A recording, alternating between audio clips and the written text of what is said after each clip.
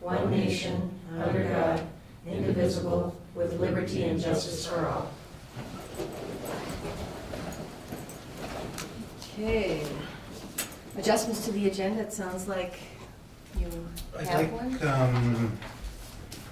8C, Let's see. I'd like to pull that until we get a justification letter for it.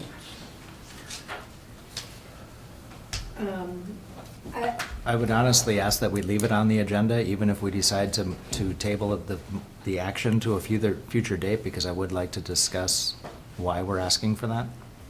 We can table the action later if that's important, but But we'll talk about it. We'll leave it there. But is there anything, okay. we were going to ask to pull 5A. item 3I from the consent agenda. Okay. 3I poll. Pull from the consent agenda, and Molly and Tim Nelson had asked that they would take a look at that and bring it back for future consideration. So not for today at all? Not for today at all. Okay, great. Thank you. Anything else? Do I hear a motion to accept the agenda as amended? So moved. Thank you. Support. Thank you. All those in favor say aye. Aye. Thank you. Okay, we have a few people here for public comment today.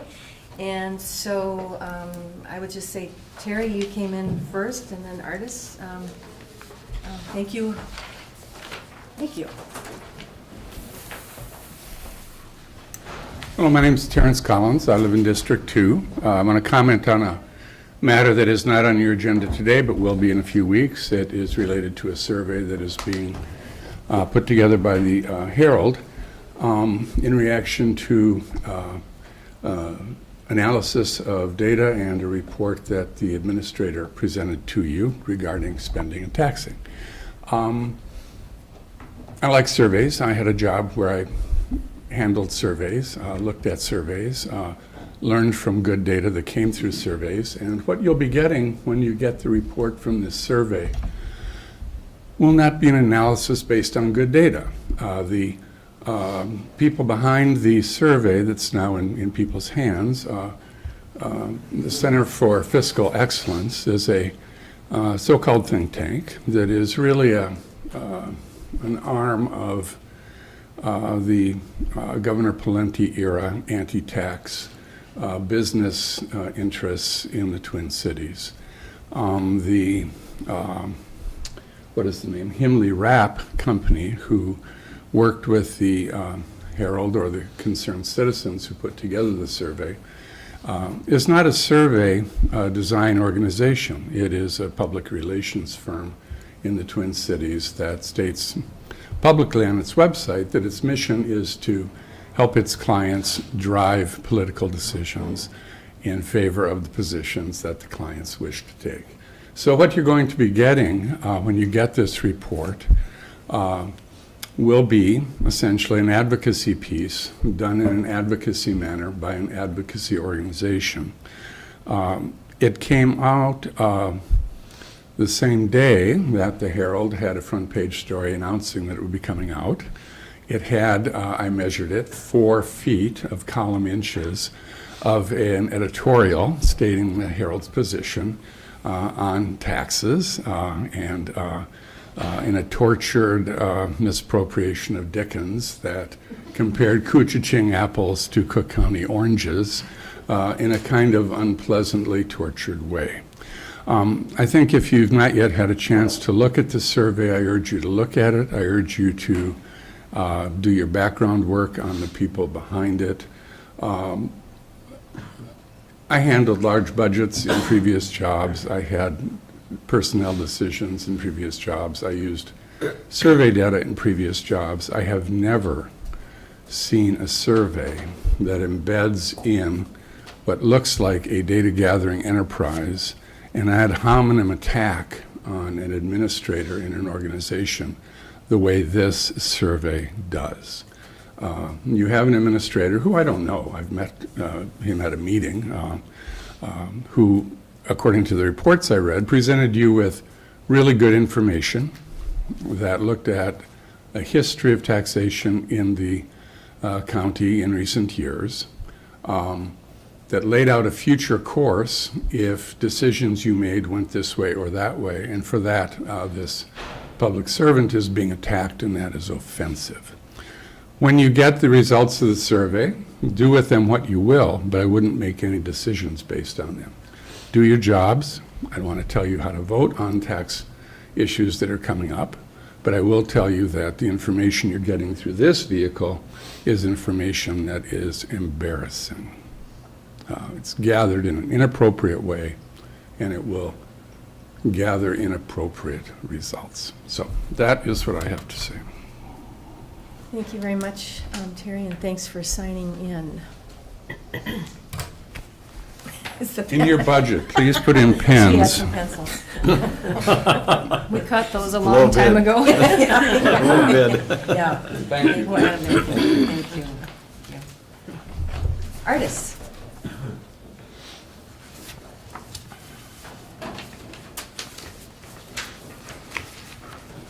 Morning. Morning. I'm sorry, I called you artists. Arvis. Everybody does. I'm sorry. I answer to lots. She answers to Liz. I answer to Liz. Arvis Thompson, District 1. I find it interesting to come after this gentleman because my question for you this morning is, where is the research, where are the numbers, where is the background that identifies that half the county is living in poverty? 2,650 is a number that was thrown out by the social services director along with 300 maltreatment reports. The numbers have also been used by the North Shore Healthcare Foundation in soliciting help and a belief that we need more money directed in particular ways. Yet there's been nothing that says, where do these people come from? Where did you get these numbers? 2,650 can be manipulated in a variety of different ways, starting with 220 people that are on assistance or families over the course of 12 months. You can, as you know, make numbers work for you in any way you want. I'd like to know if these 2,650 people are elderly, children, disabled. Are they working? Are they not working? Do they live in the city? Do they live in the broader county? What kind of incomes do they have? And what are you doing if we have half of your county in poverty? Poverty does not create jobs. Poverty does not create housing, yet housing and no jobs create poverty.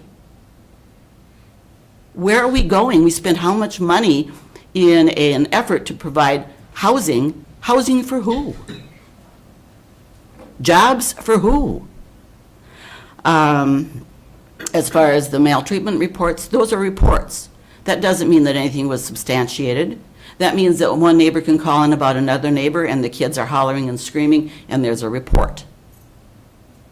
Was anything done? Was it substantiated? Was there something that needed to happen? Those numbers are out there and people are using them. I just went to the bank this morning and somebody said, well, we've got 300 maltreatment reports. I said, yeah, reports. That doesn't mean that we have 300 children who are on death's door, who need services, who need to be moved out of this county, who are in foster care. It's reports. What happened to them? What are you doing about them? Because numbers can be manipulated in any way that you want, and we're into a budget, I suspect that those numbers are going to be the background behind some of the budget decisions that are made. That's not fair. The county needs to know what's in the background. Why are you doing what you're doing? Unfortunately, I think the advantages of those kind of numbers or the disadvantages, say to people who might be wanting to move into this community, why would I want to move there? It's poor. It's not going anywhere. It doesn't have housing. Why would I want to move there unless I have enough money that I don't have to worry about anything? In which case, are they really doing anything to help the community besides buying a piece of property that's been overinflated, coming in for their vacation, taking their money, and then leaving? if you aren't careful, you're going to get exactly what you want, and that is everybody who is the backbone of this community gone, and you'll end up with lots of people who have lots of money, who can't get any services, and they really don't care, because they'll go back to their homes wherever they are. I challenge you to have some solid background to provide some information about where these numbers come from, let alone all the other numbers that are out there that you throw around, before you make any decisions. Consider who you are working for, or maybe you already have. Thank you. Yours.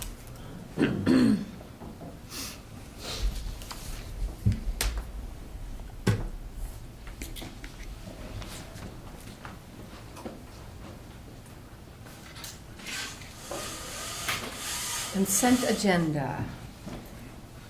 We have one item that, Jeff, you'd like to pull from the consent agenda? Yes. And, yes. Under claims, I have one claim that I've pulled out that we'll discuss after we do the rest of the agenda. And then I did make adjustments. We had a name correction in one of the minutes, and Bev already took care of it. Okay, so we'll pull claims from the consent agenda. Any other pulls from the consent agenda?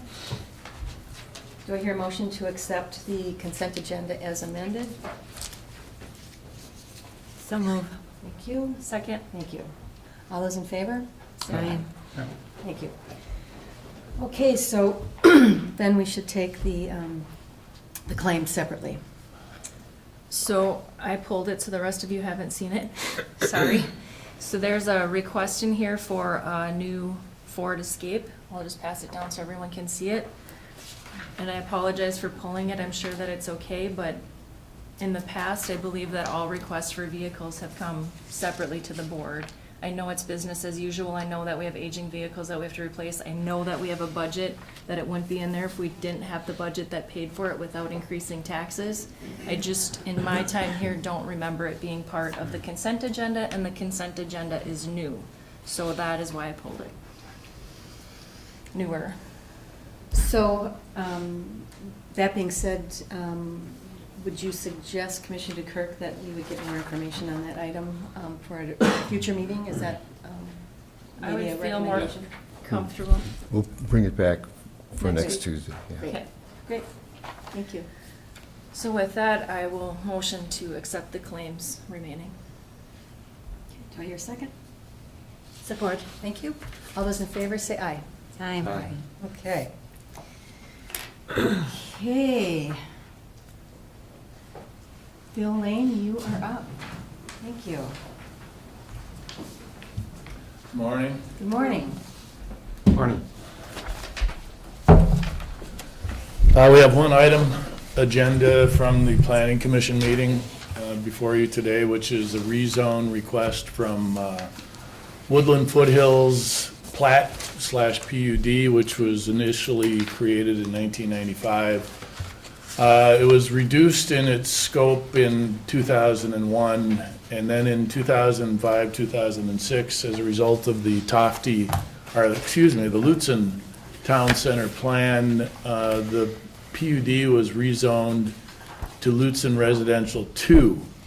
The conflict became that with that new zoning, the setbacks on these relatively small lots, I think the average size is like 0.45 acres. The new LR2 zone district restricted the setbacks or building areas because of setbacks, which included a 25-foot side lot setback and 40-foot rear and front yard setbacks, which meant that your area of build-out was pretty much reduced. This wasn't an issue until 2010 when we got a variance request to build a garage, which without that LR2 zoning could have been built without the variance.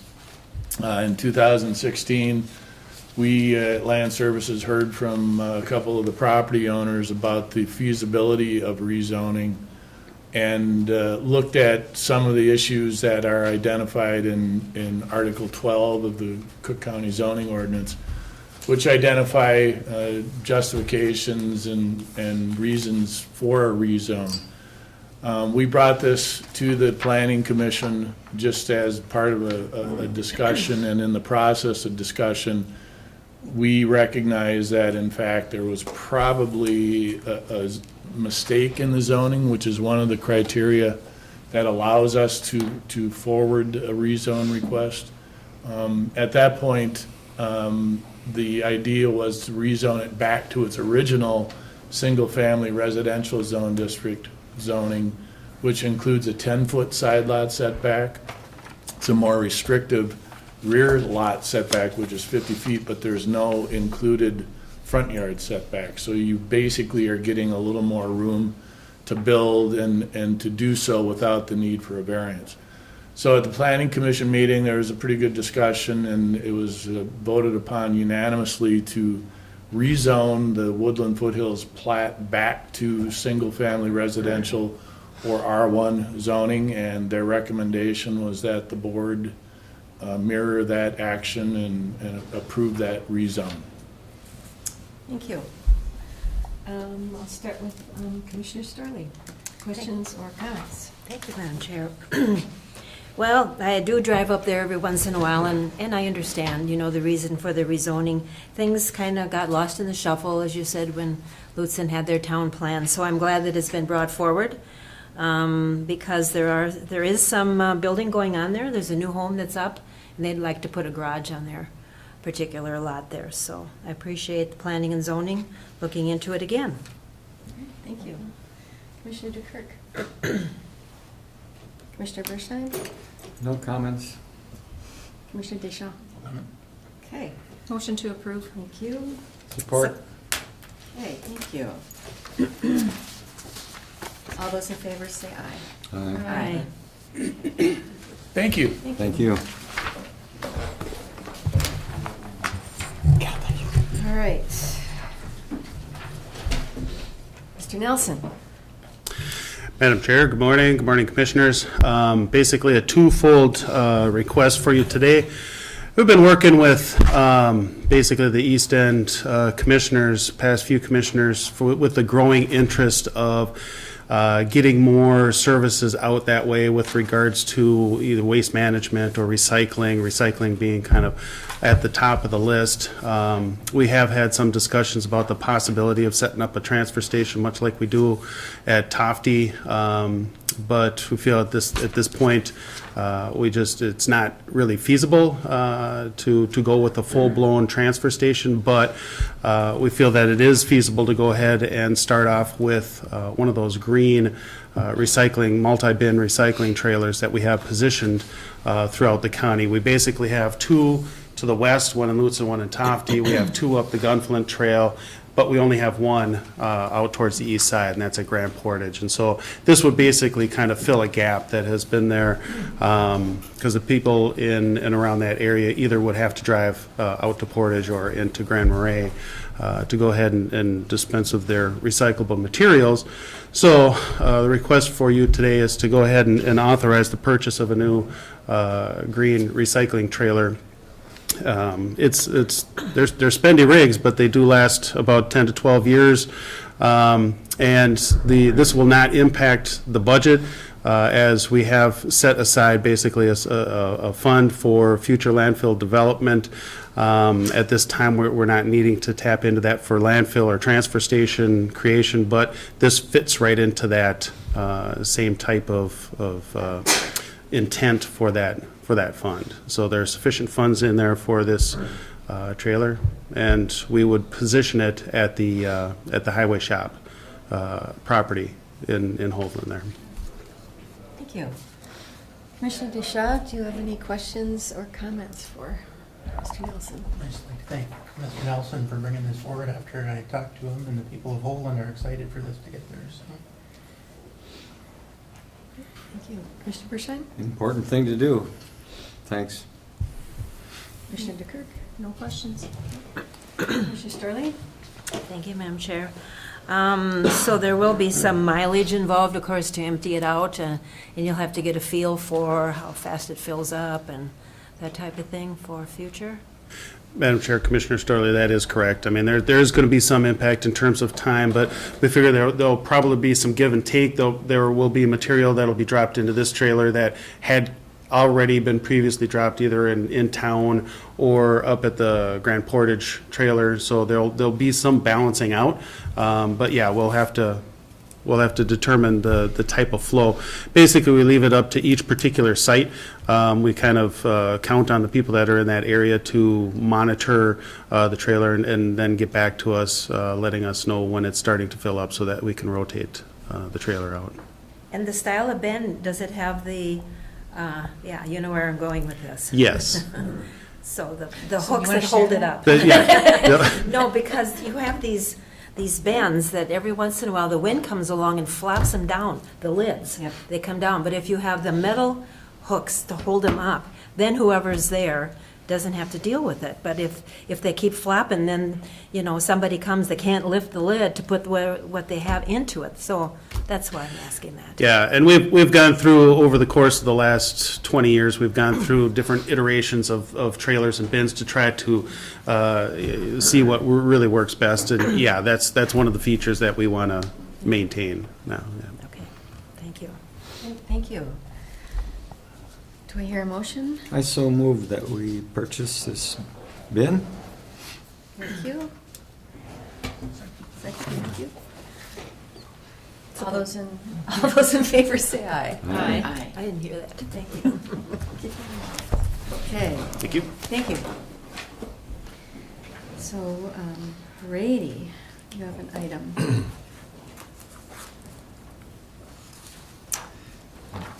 This is a request from the Maple Hill Fire Department for a loan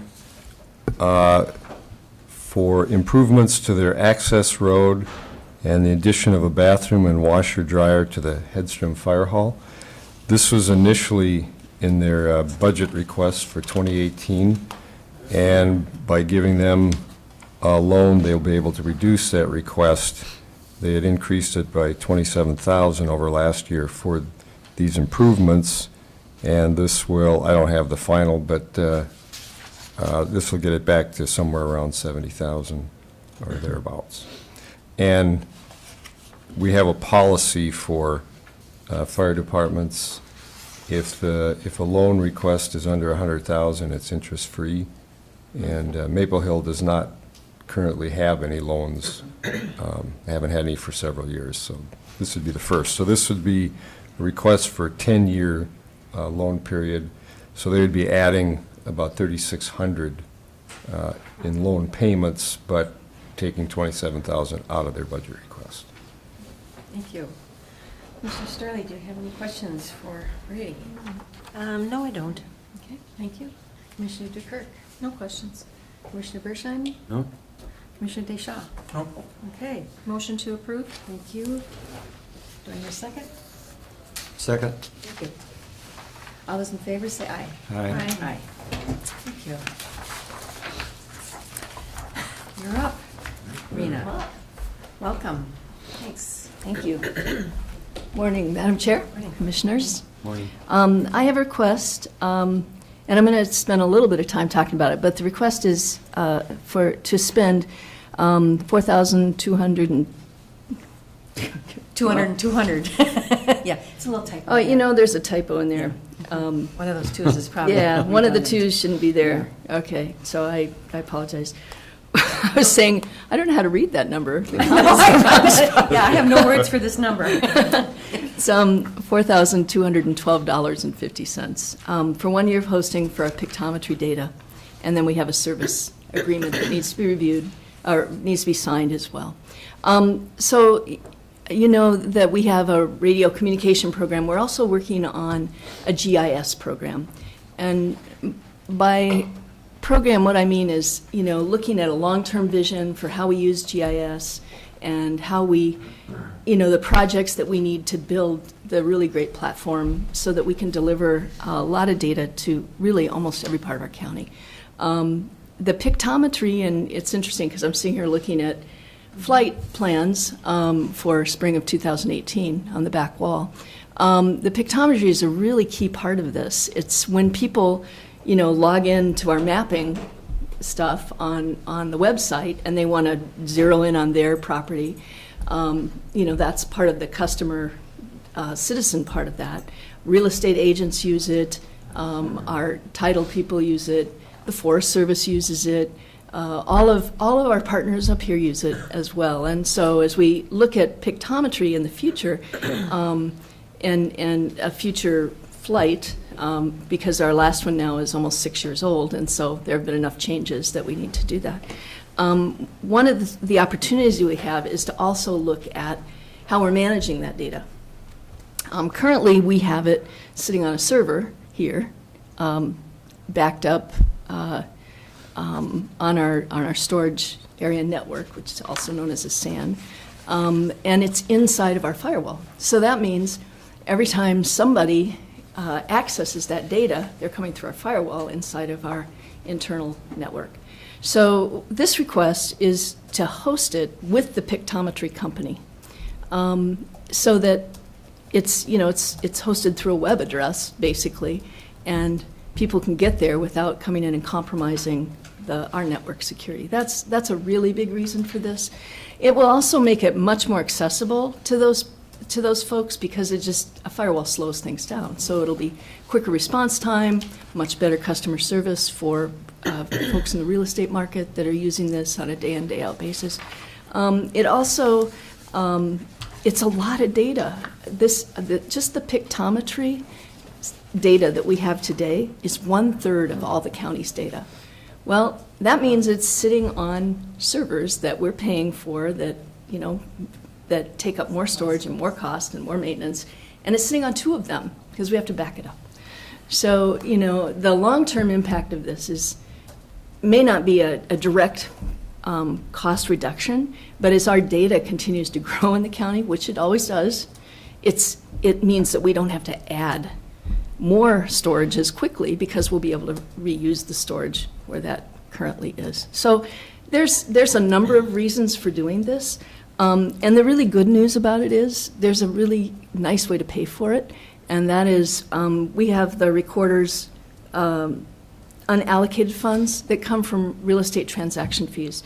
And those funds are designated specifically for land services, record services, and this is that category. So we took it a few weeks ago to the to the Land Services or Land Records Committee, which consists of a number of directors that have their hand one way or the other in land records, from the recorder to the auditor and assessor and land services and myself, and said, can we use money from this fund?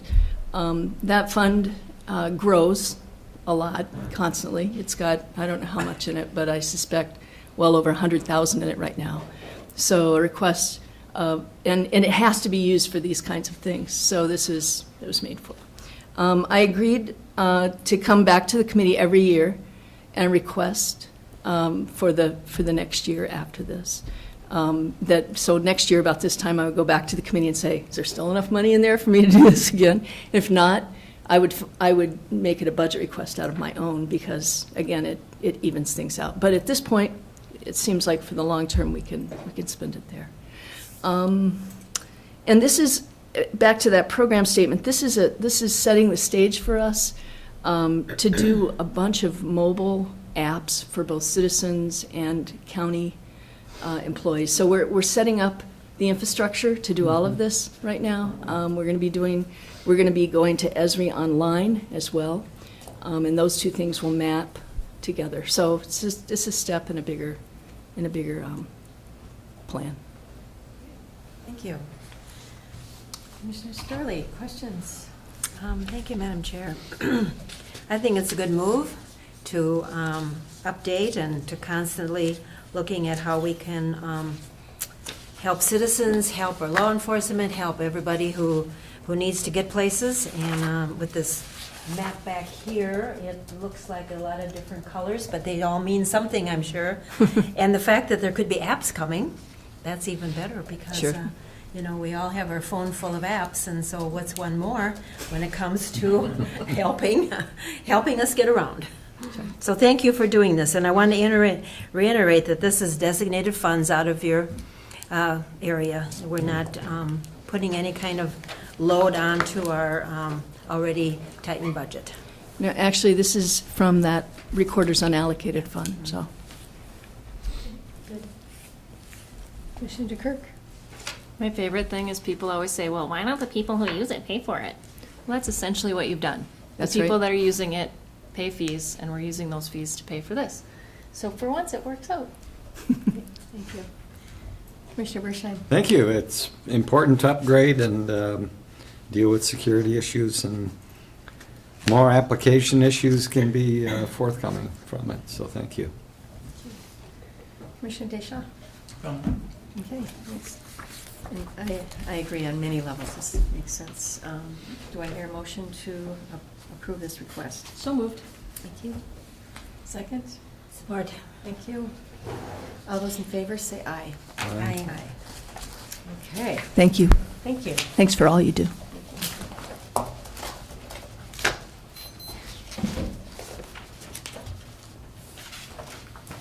Well, we're running ahead of schedule. That's good. Yeah. So, Mr. Cadwell, you have a lot to share with us. Sure we'll Yeah. use the time wisely. Thank you, Madam Chair and Commissioners. If I could take these things out of date, I think we'll put the budget to the end of our conversation, so that maybe we just put that at the end of the conversation for today. And I would start with item B, accept the 49ers contract, and you have a copy of that in front of you. And I will give you the highlights, and I'll explain that our 49er bargaining group had been working on a continuation of the 2016 contract for all of this year to this point. And that, so the scope and the extent of the period of this contract, as it says on the front page, is effective August 22nd, 2017 to December 31, 2017. And August 22nd is the day that the membership of that group voted to approve the parts in this contract. So the two primary changes to this are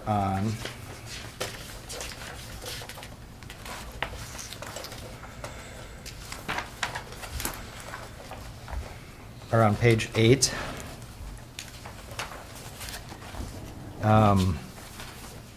Section 2,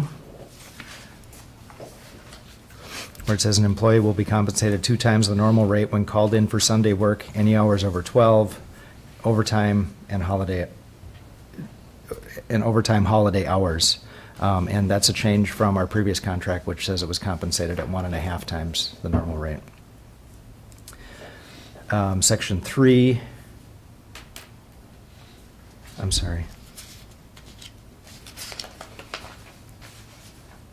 Section 6 on page 9.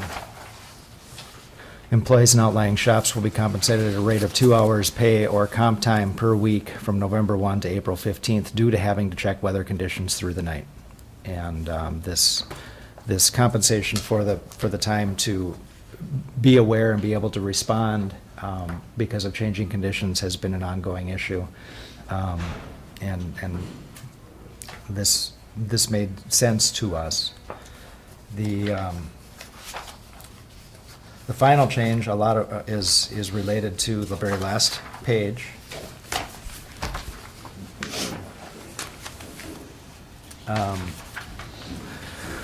Which asked that we would consider creating an Engineer Tech 2 job position, and an Engineer Tech 2 basically has additional education and a couple of certifications more required than the Engineering Tech 1. And our current proposal for the comp study shows an assistant mechanic and a shop foreman position and no mechanic position in the middle.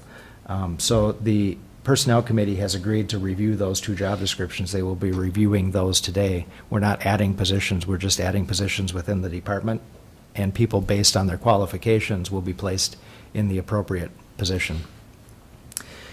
And then Appendix B, the 2017 hourly base wage scales. Essentially, this contract accepts the terms and the recommendations of the comp study that the county conducted last year. The 2017 hourly base wages that we agreed to with this group represent an additional 0.5% increase from what we had proposed initially back in January of 2017, which on the maximum scale, the impact on the maximum scale of the job grade of 170 is 14 cents an hour. So those are the changes. We've negotiated in good faith with this group, and I would recommend that the board would approve this contract and ask if there are any questions. Thank you. Commissioner DeShaw, questions for, Yeah, I got a yeah. question about the 2 times pay for Sundays. Mhm. I don't agree with that at all. Does our sheriff's department get 2 times the pay on Sundays? The employee groups negotiate for their call-in pay benefits independently of each other, and the organizations have different priorities when it comes to call-in pay. The LELS is making some additional recommendations, requests for their call-in pay that we'll be considering through our next negotiating process. I will tell you that the financial impact of this change is negligible. The financial impact of the 2 changes related to scheduling and working conditions in in Section 8 are, the financial impact is not very large. And also on Section 6, the 2 hours per pay period, also too, that makes absolutely no sense. My dad worked at the highway department for 14 years. Mhm. It isn't hard to get up and look out your window and see what the road's doing. In all honesty, we either have to approve this contract in whole, or we can't line item this contract, and I think that we have to make the recommendation that based on all factors considered and the financial implication of this contract, and those 2 things that were given in exchange for acceptance of the comp study and a reasonable recommendation related to wages is more than offset. Thank you. Anything else? Okay. Commissioner Bershheim, No questions, no comments. okay? Commissioner Dukert. Just clarification, Jeff, accepting this is accepting the comp study for this union group. Correct. It includes this group accepting the terms of the comp study and the structure of the pay scale and the designations as recommended and reviewed by the committee. Thank you. Commissioner Sterling. Thank you. So when a group gets together like this particular union, are you together like with the union head or the union boss? Is he involved in this also, or is it just the workers? Thank you for that question, Commissioner. The negotiations are between the union representative and 2 of the named stewards from the employee group that the group represents, and then by our organization, the administrator, the board chair, and the board vice chair. And the reason that they asked for the 2-time pay for Sundays was because they felt in the past they've been overworked? Is it a matter of now they see maybe our weather is changing, so they're called out more on Sundays? And is that to do with winter? I mean, in the summer, you could have rains and roads would be out, and then that Sunday call would be different than a winter call? Well, it's specifically related to call-in pay. So it's not just working on Sunday, it's being called in because of conditions or because of projects. And I would say that it doesn't have as much to do with our conditions as it has to do with the fact that the 49ers are negotiating for this change in benefits in their contracts throughout the state, and they've won those requests. Thank you. Okay. It was my first year to sit in on those negotiations, and it just became very clear to me that there's a lot of professionalism and market study and a lot of thoughtful process that goes into these negotiations on their part and our part. And coming to a conclusion like this comes from a lot of work, a lot of thought. and you give a little and you get a little. So it's not a simple matter of this is, to me, it's not a simple matter of this is right, this is wrong. It's really a whole package. And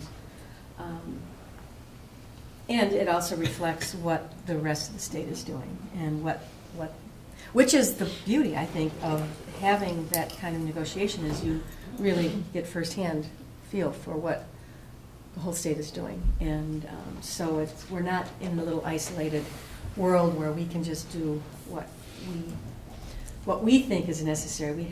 We work in a broader ecosystem than we think. So it was a really interesting process and way different than my idea of the past, where as you said, union boss comes in and our kneecaps have to be protected and things like that. It's a very thoughtful, educated process.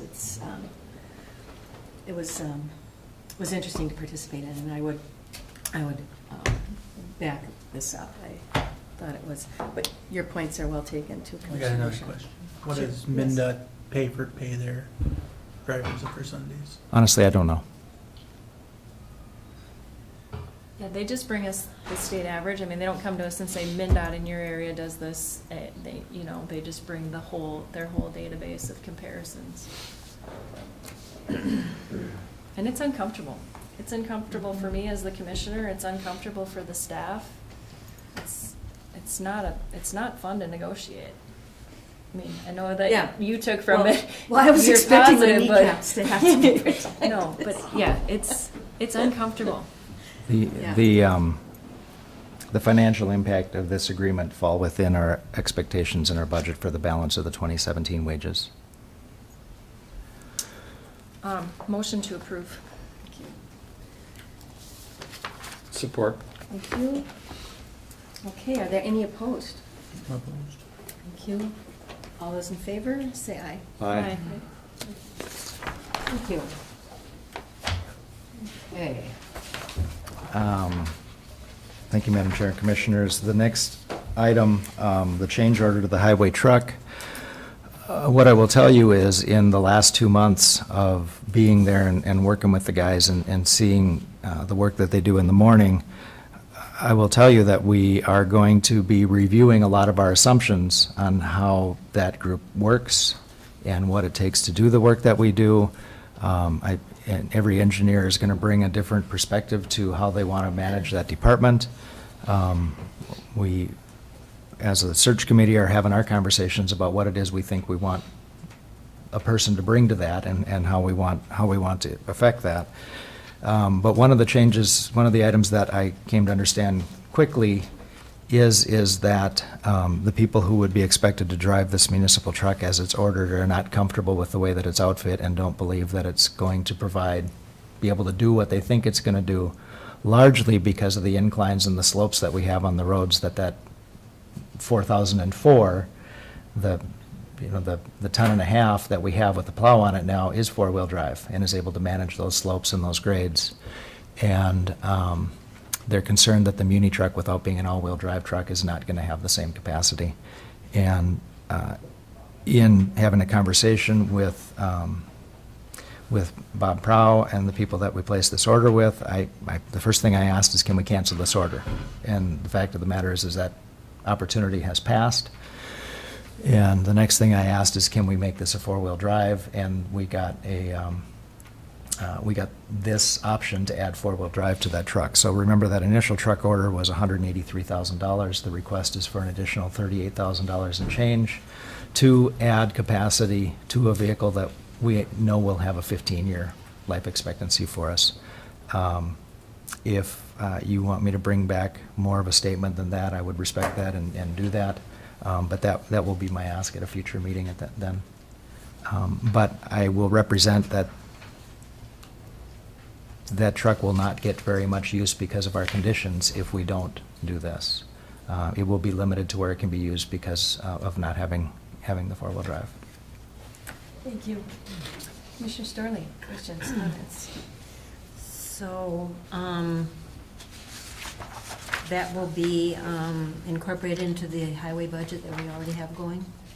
Does that mean what? Thank you. That means that we'll be taking some of the savings that we have in the current 2017 budget because we have on-staff positions and be able to cover that without having budget impact on highway levy or general fund levy. The good news, bad news. Bad news is we've got position vacancies. Good news is that we got a little bit of money to work with to accommodate this. So yes, it would not have any impact beyond the 2017 budget. Thank you. Thank you. Commissioner DeKirk. So this is on the truck they're building for us right now. Correct. I don't know the deadline for making this call. When I talked with the person we placed the order with the truck with, I said, I can't make a call until I run this past my board, and I'm going to do that on the 12th. And he said, we can make that adjustment at that point. I don't know that a week is going to change their ability to react to that.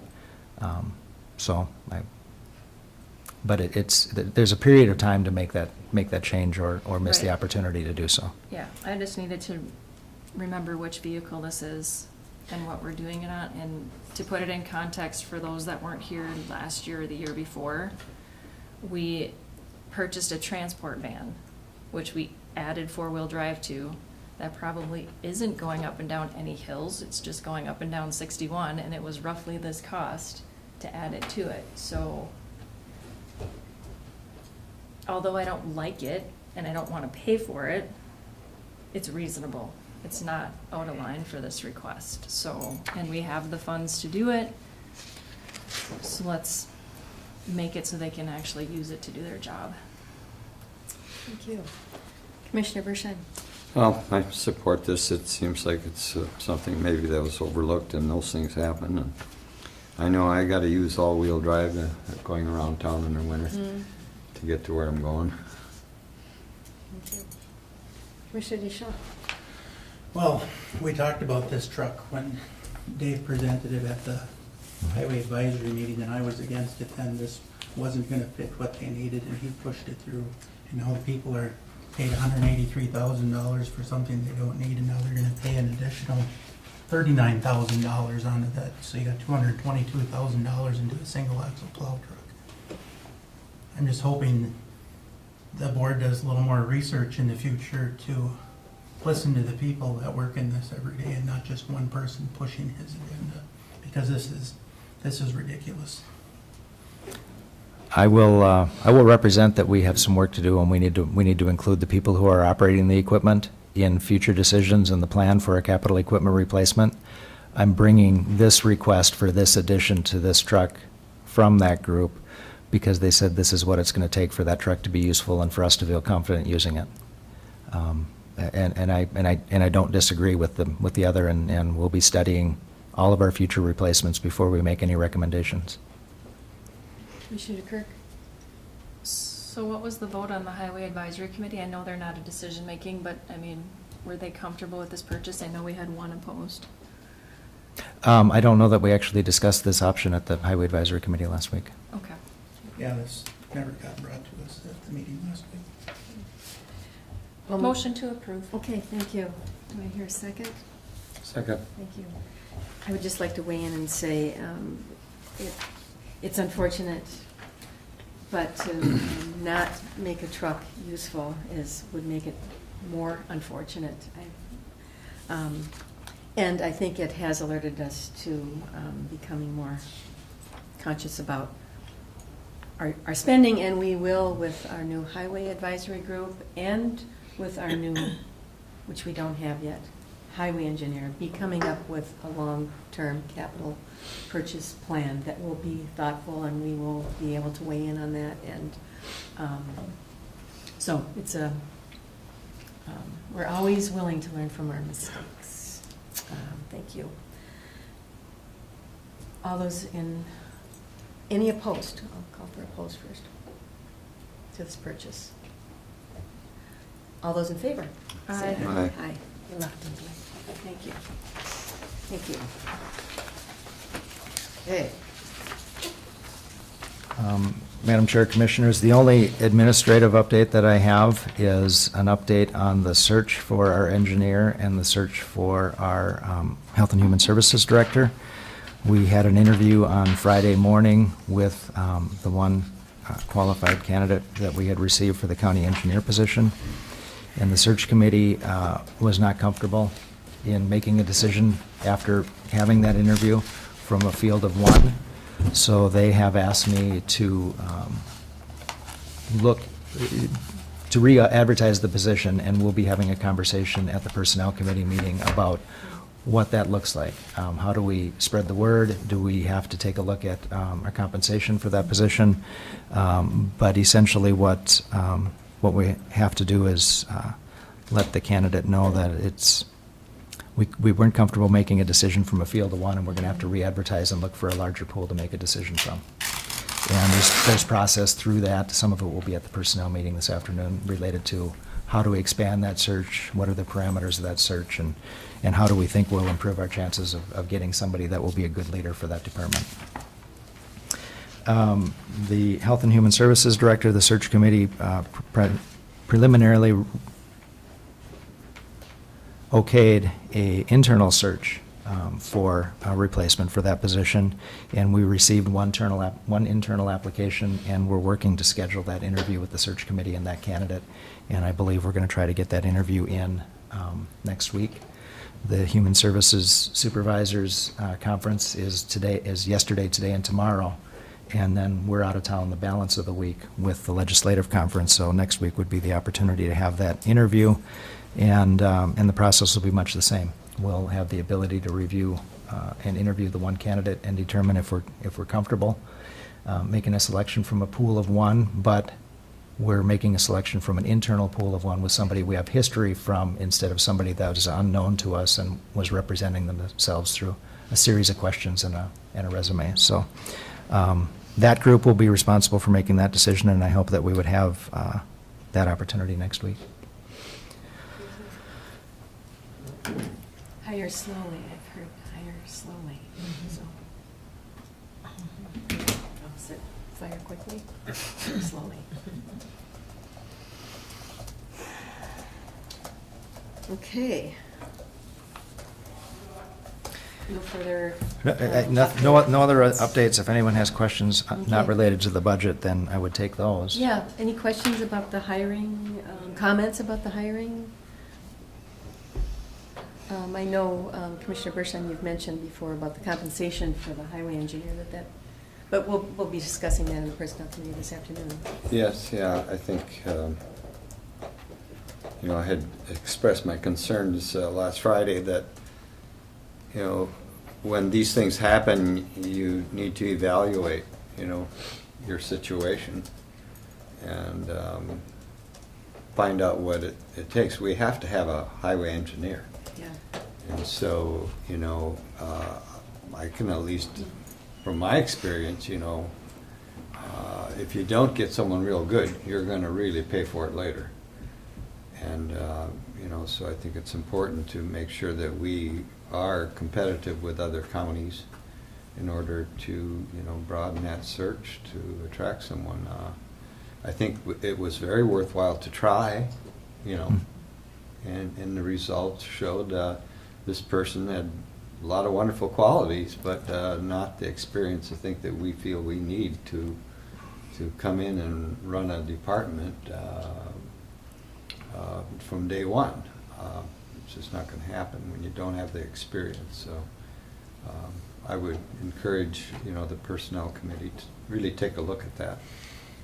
And I know I talked to the Minnesota engineer afterwards, and there are statistics out there that I think we should take a look at, what it needs to get someone, because we're going to save money on it in the long run if we get someone that's competent and experienced. You get what you pay for sometimes. We intend to get what we paid for. Commissioner DeKirk. Jeff, aren't there other counties currently advertising for an engineer at a much higher rate than we are? When we posted our ad for the county engineer, there were 2 other counties who were searching, and when we added the ag inspector lump sum annual payment, our range for the engineer was advertised at $72,000 to $102,000, and the competitive counties, which were not metro counties, they were southern rural counties, was 90,000 to 125,000 was the range that they were advertising for their engineer. So yes, there's a significant competitive difference in how we look on the Minnesota County's webpage when they see 3 vacancies, 3 job postings for county engineer. It'd be interesting this weekend to talk to those counties and find out how many applicants they received, Mhm. qualified applicants. An interesting anecdote from much closer to home in talking with Matt Huddleston, the administrator in Lake County. They were in the same situation we were the last time they had a vacancy in that position, and they did the same thing we did. They advertised, and they got no responses. They increased their compensation for the position and advertised and got no responses, and they increased it a second time and advertised, and then they hired Kristen Foster from that pool. And we would be very well served if we could find somebody with her talents and abilities. She's amazing and wonderful and very politically correct. And she hesitated to answer my question when I asked her, what is our wage? And she stopped and she's like, how do I tell you you're not high enough? I mean, she said basically what Jeff said. She said, I'm sorry, but this is what Lake County did. And this is what happened. And I think that this is what's going to happen to you. So, I mean, she didn't want to tell us we were too low. And so I just have a question about our, so in considering a better wage, which might be what we do, but does that goof up the comp study in any way? I mean, we're able to interpret. That's a fair question, and we're able to interpret and we're able to make some accommodations in that. But if we're going to make any significant accommodations in structure on the comp study that we're just working towards approving, I would want to run some of those structural changes by the consultant. That's part of what their service is to us, is ongoing, helping us to understand and implement and interpret the study that they did for us. So I would, one of the considerations, if the consideration is we think we're not paying enough for that position, then I would probably start with a phone call to the people who know more about it, Yeah. including John McDonald and Matt Huddleston and Sato Abood, and make sure that we get some information so that we set ourselves up to be successful Great. with another search. Great, thank you. Okay.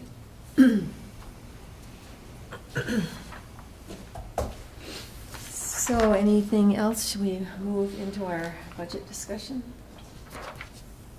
Or budget update? Budget review? I think we can go there. I think we're ready to go there. Should we take a break? Yeah. So we'll break for there are treats. We'll break for 8 minutes. We'll come back at 25:02.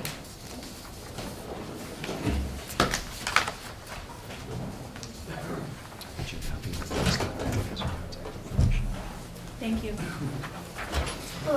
And yes, I wasn't going to speak to that question. Oh, great. Thanks for. I'd rather my human service director. A lot easier. But. In that absence, Oh, Yeah, no problem.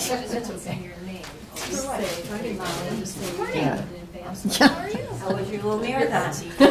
Oh, it wasn't a marathon. Just tell them, yeah. Marathon would take me more, or would take me She can't stay within the lines. 10K. Anything above a 5, I call a marathon. 6.2 miles is nice. It's nice, yeah. For a race. Yeah. It's like, it's challenging. Mm-hmm. It's not like a 5K, which No. you could do in half an hour. So 6 is challenging, but you can see the light at the end of the tunnel almost from the very beginning. Mhm. Like, Yeah. I was running hard for 15 minutes and I looked at my watch and I thought, Mhm. I'm about a quarter of the way done. Mhm. I only have 45 minutes left to run. I could do this. Yeah. So it was good. It was sunny. Mhm. It was windy. Oh. Hmm. But yeah, I got my personal best, which isn't saying that I was a jackrabbit, because I'm not, but Well, compared to my other times, I was good. it's always ourselves who we race against. Yeah, yeah. But incrementally, each one says, yeah, I can go for the next one. Yeah, it's It's fun. like a good practice. It's fun. I don't Give know. you courage. I've been talking about doing this half marathon in October in Bemidji, but Mm. I don't know if I'm gonna do it. Yeah, I already did one half marathon. Do I need to do another one? sure, yeah. And the travel and Yeah. training. It And is. You leaving this Yep. afternoon? No, I think we got, So is there's an we got a AMC meeting event coming up? Is that tomorrow right? morning, right? Mhm. Huh? Leave Highway tomorrow. and safety What is it? tomorrow. Brainerd. It's Yeah. legislative? Yeah, and then I got a 12 o'clock board meeting in Duluth. There's a lot of stuff on the agenda. So we're gonna be done. New things Yeah, it coming didn't in look like we had a Pelt. whole lot on the agenda for No, tomorrow. Could be no, less I'm not- money I don't know when I'll coming, be and down I there. don't know I about usually- that, so I'm not, it's gonna be I gotta work pretty till heavy 3 tomorrow. scheduled meetings. I'll go to that meeting, then I'll kind of go back to work for a while. I don't know, sometimes I think Voice. we're a voice in the wilderness. How many Nobody staff do you hears us. supervise? Yeah. So, but we still 10, have to keep- you know, Okay. that's part of it. Keep up front with everything. Yeah, I'll get them their project ready for Thursday and then. When it comes to engineering services up there, do you contract it out or do you do? We go through Indian Health Service and then Bureau of Indian Affairs. and- So they have staffing? Yeah, they have engineering service. Okay. Makes sense. The bigger projects like that, we got a dock project coming up there, we actually got AMI that did the thing for the Hopeland dock. Mhm. They're gonna be doing that for us. Okay. Did you go to that Hoagland Dock? Yeah. What do you think? Yeah, that's the way to go. You said that well. Yeah.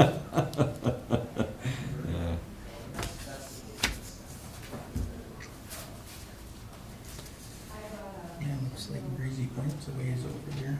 Yeah, it's. I'm gonna stop and have dinner with my girls. Are they at Superior? Lake Yeah. Superior? How do they like it there? They like it. Or they're just like a couple weeks in, right? Yeah. Yeah, Jordan's in her second year, so. And then, So it's neat, they can all live together. Yeah, they all live Oh, they all together do? in School. That's great. That's Yeah. a good deal.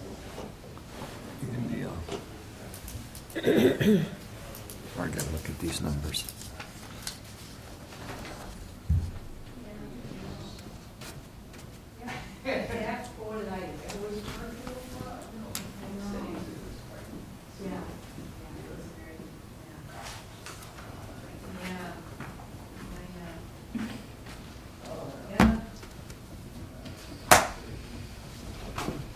Does that, the woman who was speaking, does she email stuff to you or just write letters? Just writes letters. Oh, Arvis Thompson? She doesn't, she makes her request for copies because she says she doesn't have good access to computers. Okay. So, Well, I can mail. a phone number or a mailing address Julie has, and I'll get that. I sent an email to Julie and asked her to forward that to me. That would probably be the quickest way to do it. Okay. She's worked in social service for years, you know. What's that? She worked in social service. Did she? Oh. She did, huh? My husband worked in the assessor's office. Is there, is she the mother of, right, yeah, okay.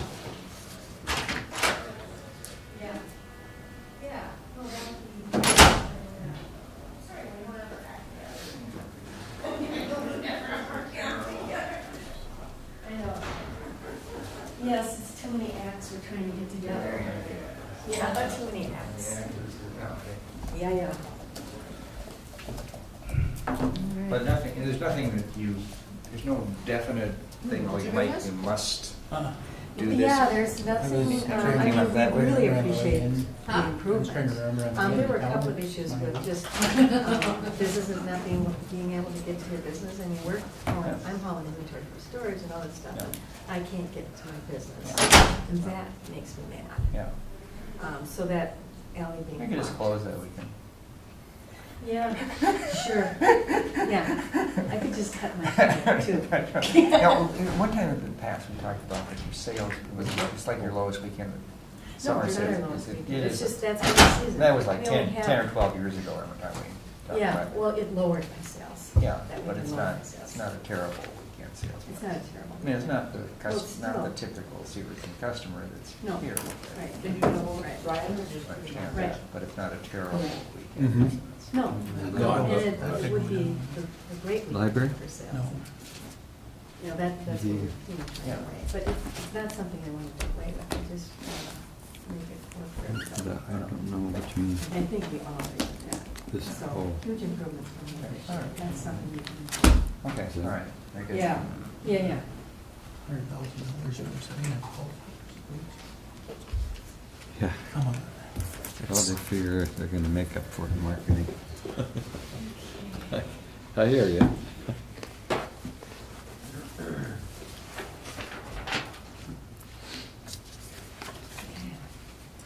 Yep, we should coffee up for them.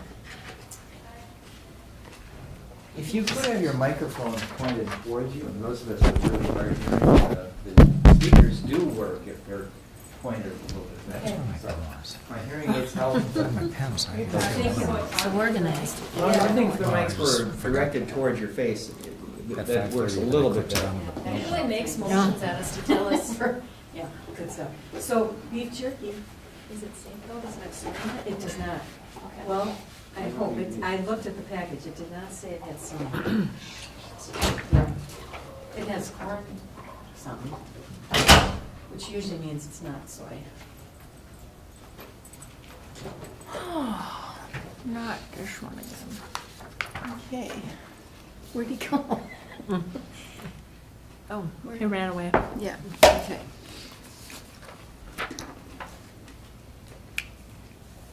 Beautiful.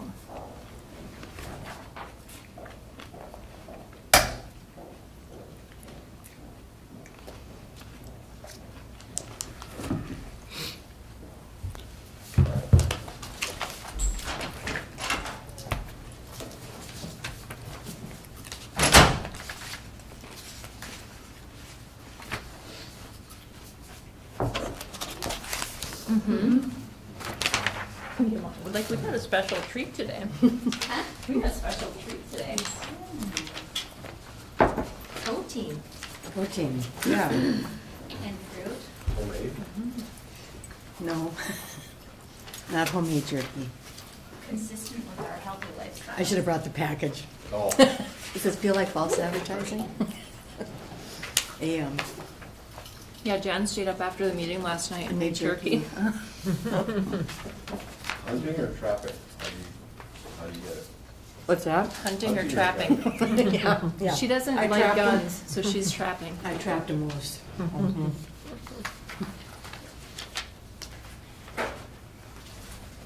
Caught it with a net, Brady. So, the Forest Service lease got pulled? Yes. Okay. That was item I, correct? Pretty peppery though. Just gonna go. I'm This gonna one? start coughing. Okay. I just can't believe what they, I mean, if the goal is to push us off their land, they're doing it at all.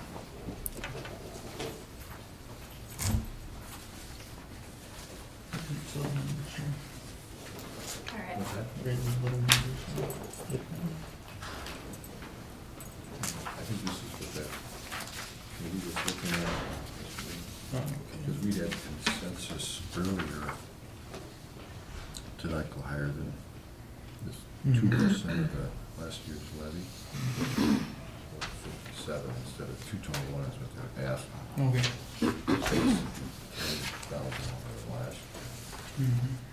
and cutting back 66,000, so that would. Okay, So I that think it's really- time we get back to, Just in Historical Society, if there's Our budget really starts with discussions. Historical Society, it goes down. Or Schroeder. Put a circle around 10,000. That's what it is. Okay, Madam Chair, Commissioners, if I could just bring you up to date on a couple of conversations that we've had in a couple of different committees since the last time we met. The first thing that I will bring is a conversation that we had at the Highway Advisory Committee meeting about not necessarily purchasing any capital equipment in 2018 until we have an opportunity to review our capital equipment replacement policy.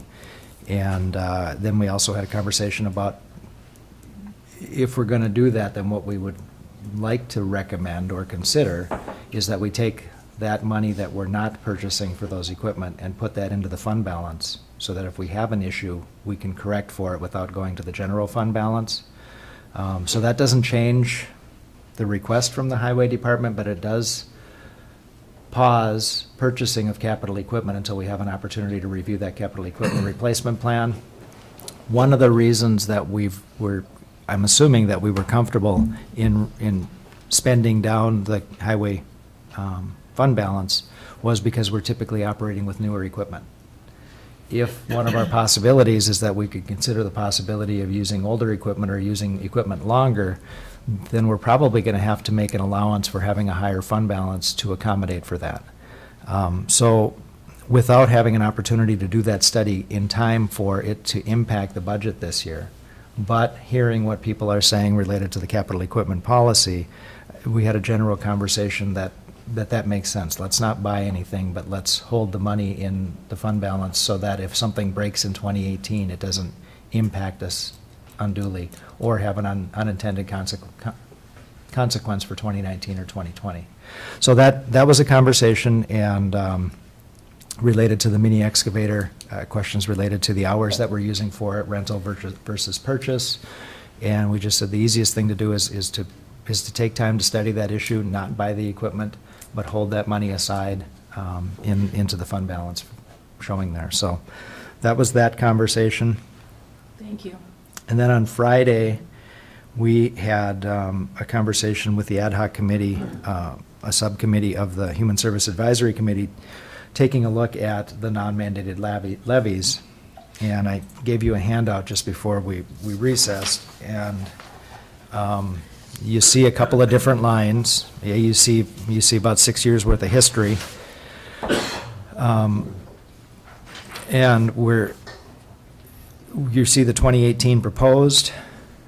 Then over to the right of that, I just drew out the requests in the discretionary nonprofit row that shows the $221,000 worth of requests that we had. You'll see a note on the bottom that says a guideline that we got from this group was not to exceed 2% on that group of requests. And then on the far right-hand column, you'll see that we came up with a recommendation that meets that guideline. There's a couple of assumptions in here, and that group was really evaluating the requests that have an impact on public health, and they didn't want to make any comment on the requests that don't have anything to do with public health. So there's a couple of assumptions that are made in here I want to draw your attention to, because you're going to have to make those decisions. Right. And eventually have to have a conversation or accept the recommendation from this group.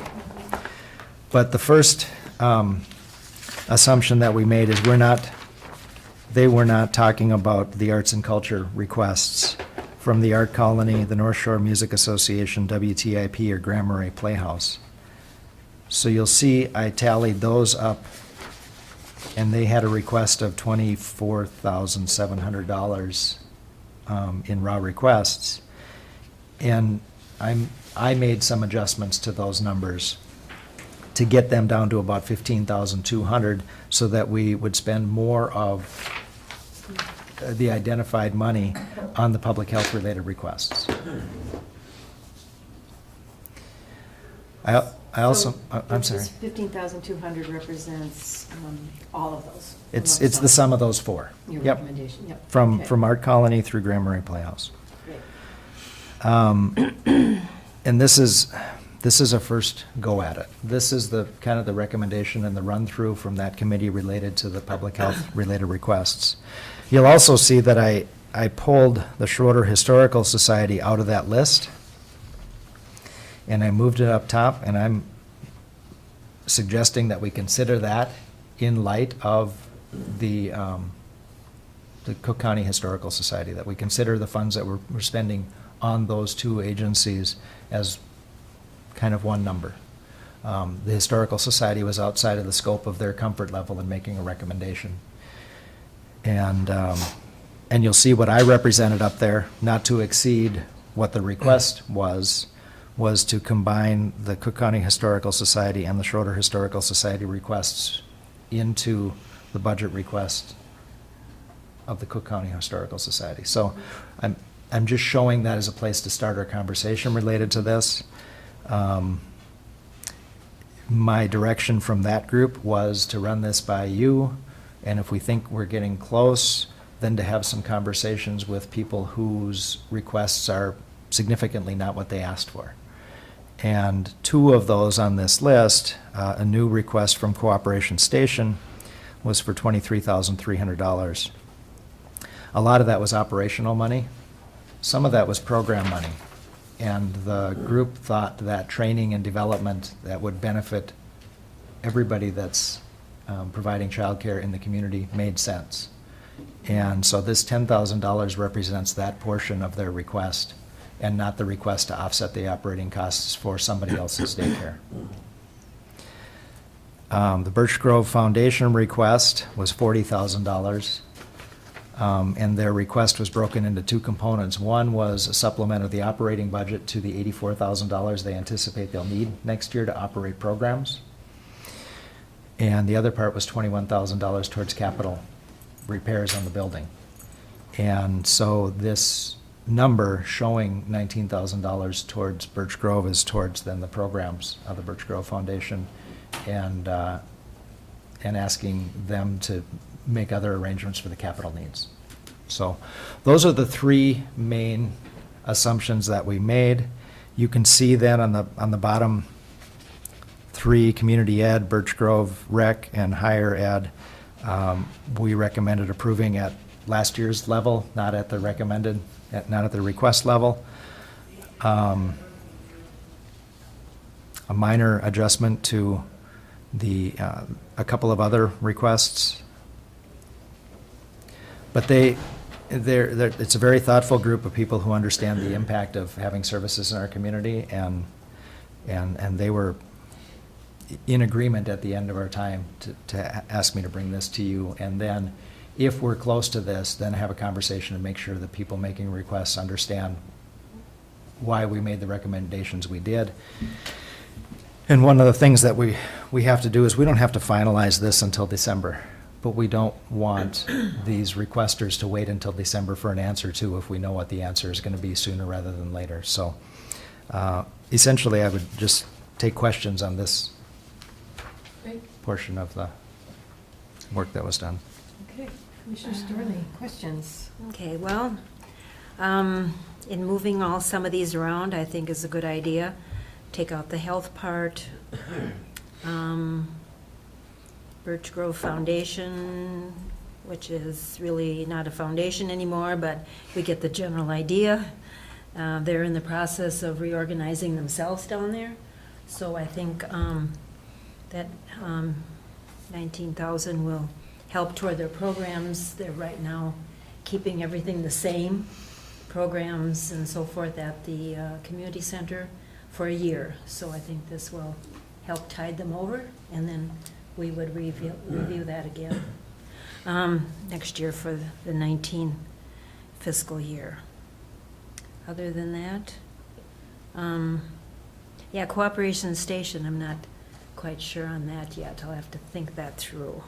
But I like the idea that would be for operational and training. So,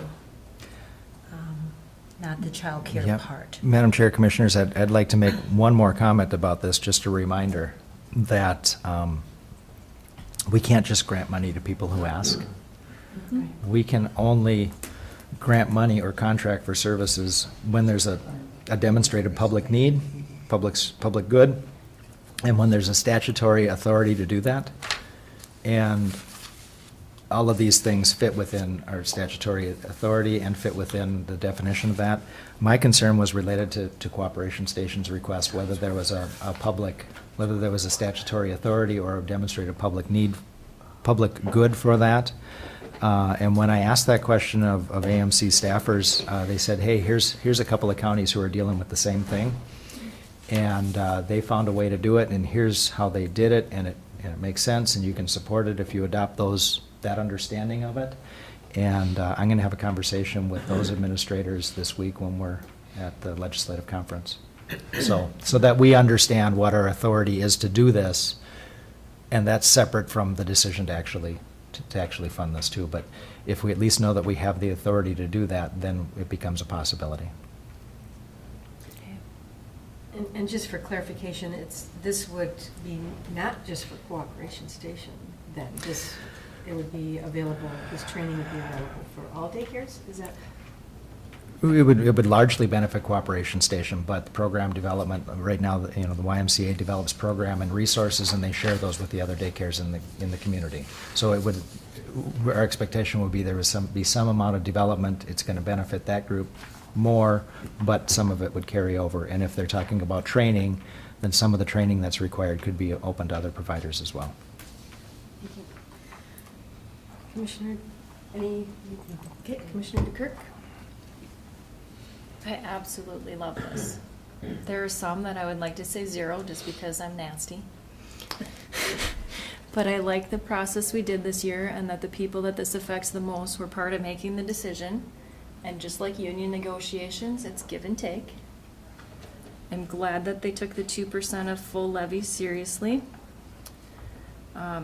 Just like to remind members of this board that there are more than 2 historical societies. We do have another one. Members of my community often say to me when they see this, what about ours? So, there could be a point in time when Chippewa comes in. They haven't. They raise their fees and charge more and get more donations, but at some point we may have to look at. And so I like that you've moved it up here, and it's a whole pot, and the whole pot gets divided to all.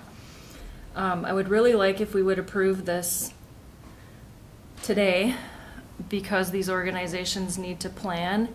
And honestly, last year, the commissioners as a group told Soil and Water that we would fund $25,000 to a matching program for a specific job. And then in the final hour, we took an axe and chopped them. And I don't want to see us do that again. I want them to know that when we say that we're approving money to match, that we're not joking, that it's not something that we can just chop off. So, I would be 100% comfortable making a motion to approve this today, but I need to know where the rest of you are, so. Commissioner Bersheim? Well, I think when we talked about this originally before, I gave some rationale to some of you that I think we should have stayed with the 3%. Based upon our strategic planning for quality in our county, and for that amount of money, I mean, every penny counts, yes, but for that amount of money, I think the return we get toward a strategic plan is worth it. But I represent the Historical Society. I think they're at a pivotal time now where they would appreciate more support from the county to take on more capacity, which will have some benefits later. But so I would like to see that increase, just because I've been at those meetings, and I think that their request should be honored, but I'd be willing to settle for splitting the difference on the 5.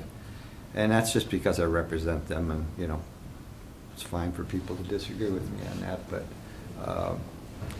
I'm going to recommend that be looked at.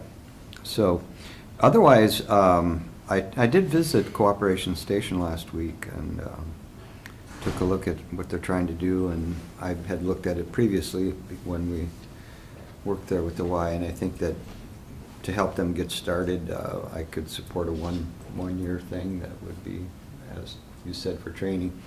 They are an educational nonprofit, and I don't know if that's a statutory issue or not, and I think you're going to check that out. And I have no problem with that, but I do support, I think, the training aspect of it, because it's very difficult to get something started again. And, you know, they had something going, and then the Y took it over, and we could not make it cost effective. And so I know they have a significant challenge there, and I think there's a community need for childcare, so I would support giving them some startup training cost remuneration. Basically, that's it. I would, you know, I would like to see the 3%. I don't think we took any formal action on that, but I think I gave my rationale. Thank you. Commissioner Deschamps. Yeah, I'd like to go up on the bottom part, looks pretty good. I'd like to go up on the top here to the EDA. They have $100,000 in their budget for a sign and landscaping. That's a little ridiculous. That's actually. I'd like to there's finish my comments here. I'm sorry. And also, I'd like to state on the highway budget that Jeff said we talked about, the levy on that, I am not in agreement with that. I'd like to see the graders get paid off, then start putting money into the fund, so you're not hitting the taxpayers with $508,000 this year. You're hitting them with the 208 for the grader payments. Then once them are paid, then start building the repair fund. Okay. So we're really trying to focus on the below the line at this particular Well, he moment. started with but- the top of the line. Yeah, no, I agree. That's where I. Yeah, so, but I think, but because we've just, I mean, my comment would be, because we've just seen this, I Yeah. don't think it would be a good idea for us to act on it. I think we need to at least have a week to, well, at least with the discretionary piece, which is the new, and I hate to use the word discretionary, but at least the below the line piece. But, and Madam Chair, Commissioners, I apologize. I know the EDA is bringing a revised budget to Brady. I know that I heard that conversation last night, and they've secured some different funding for some of the marketing materials.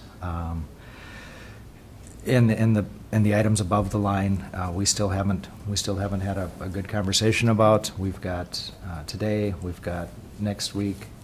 We've got a budget committee meeting still on the fourth Tuesday to continue to handle these line item details, and we don't have to approve these line item details before we set a preliminary levy.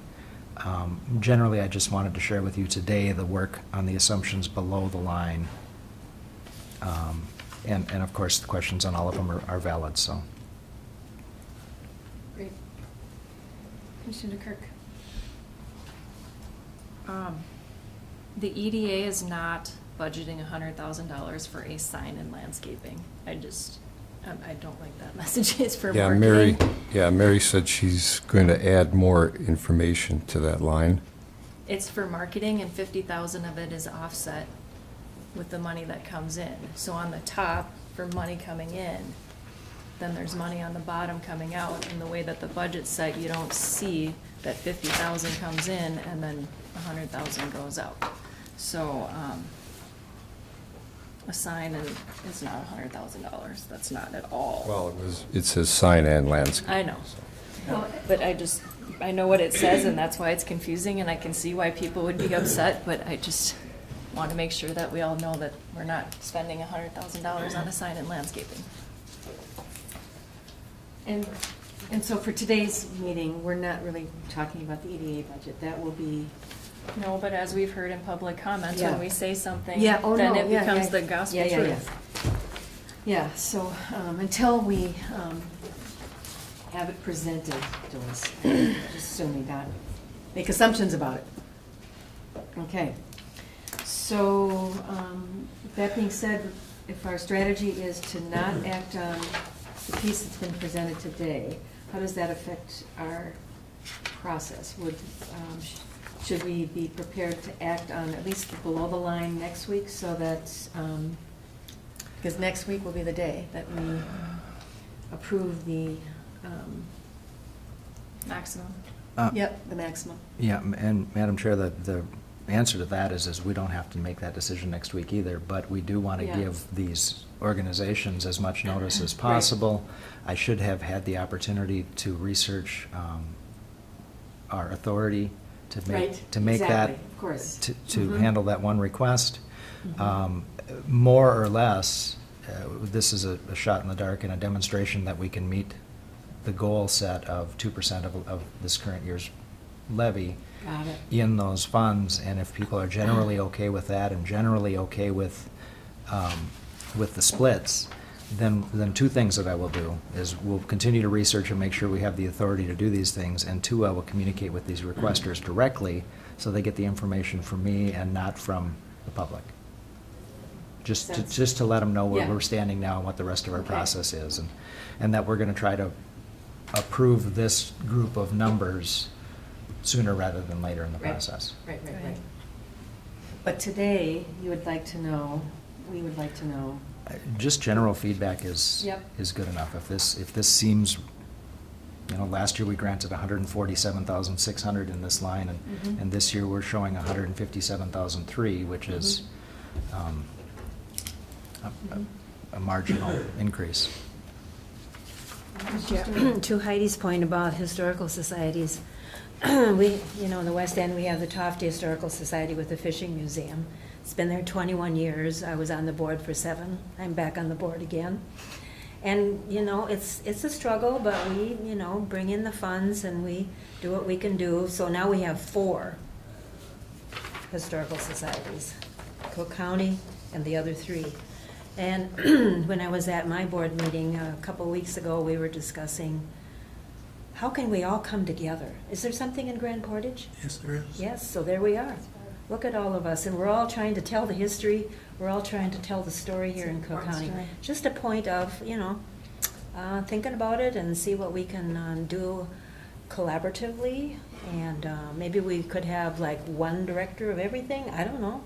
Just, but we need to keep telling the story, and we keep, telling the public, like we had the History Week, which was great with all the different entities. For a lot of local people said, wow, we did a boat cruise. Wow, I never saw Lake Superior like I did when we were on the boat. And Chickawauk with the ice cream social and the museum with their fish cake dinner and all that. So we have a lot of great things going. It's just how do we kind of collaborate a little bit more on putting that together. Could you please thank your board, because they were one of the ones that got axed at the last minute. And they came in this year and didn't ask for more than what we cut them to last year, which I know is, it's only $1,500, but it's difficult because you base your fundraising on, proportionally on what we do, so. For the Schroeder Yes, Heritage. for Schroeder, so Yeah. please thank them for that and know that that I noticed. Yeah. And I'm not saying they don't deserve money, but, Right. because not everybody, when we make cuts, they come back next year asking for more. Right. So I appreciate their thoughtfulness in that. And I'm just asking the board to please put some serious thought into this week. I do not like this sitting out, and then on December 20th, we say, bye-bye, you're done. No, I think we can don't- take sooner. If we can approve this and say this is what we're gonna stick to, I think that's only fair and responsible. Great, it seems like we could do that. I've heard. Okay. All right. And generally, the only other general comments that I would make is that we had a preview of a capital financial management plan last night, and it demonstrated the ability to leverage $36 million in savings for and bonding of some major necessary capital considerations over the next several years. And that demonstrated the ability to do so with minimal impact on levy after we correct to our operational budget. But it also demonstrates our ability to do that with minimal impact to the levy based on the assumption that the levy gets to be a certain dollar amount. And if that levy isn't a certain dollar amount in 2020, then our capacity out to 2026 and 2030 is not, 3% of a smaller number is a smaller number. So if our 2020 levy is not $11.6 million, which it doesn't have to be, I'm trying to give the context of the long-range implications of the intention to save money today. Budgeting for 2018 has implications for 2020 and 2025 and beyond. And if we want to get to the goals where Bruce and Chris were showing that we could have increases tied to CPI in the 3s and the 4s, then we have to either adjust our assumptions on our capital needs, or we have to adjust our assumptions on our operating needs. If our operating needs are roughly what they are now, even if we decide that we're not going to purchase capital equipment, we still have to put that money in those fund balances so that we have the capacity to buy down 25% of those capital improvements with saving money towards buying down future bonding needs.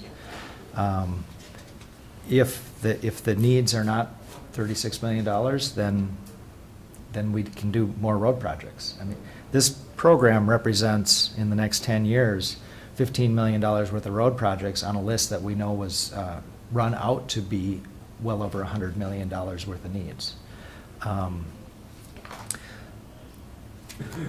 So the conversation is about how do we address this? What are our operating assumptions? What are our capital assumptions long-term? And just keep in mind that the decisions we make this year related to the levy, even if they're in the interest of keeping the levy impact this year low, just continue to defer the levy impact into future years. If we actually solve the operational budget one way or another, then we have that capacity going forward.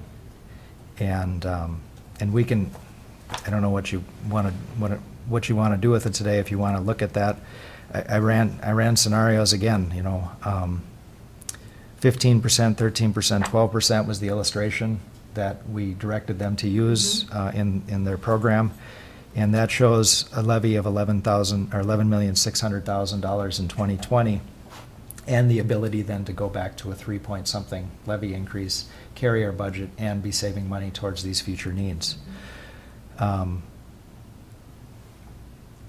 If we go with, we had talked about a 30% increase and then go straight down to the single-digit increases. Well, we've got some good news this year related to our fund balance and related to our health care.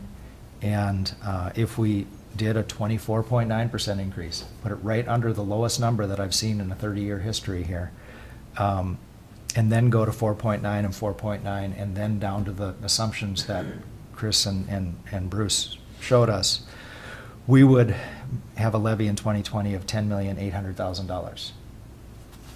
That $800,000 a year essentially eliminates this $9 million of savings that we have here.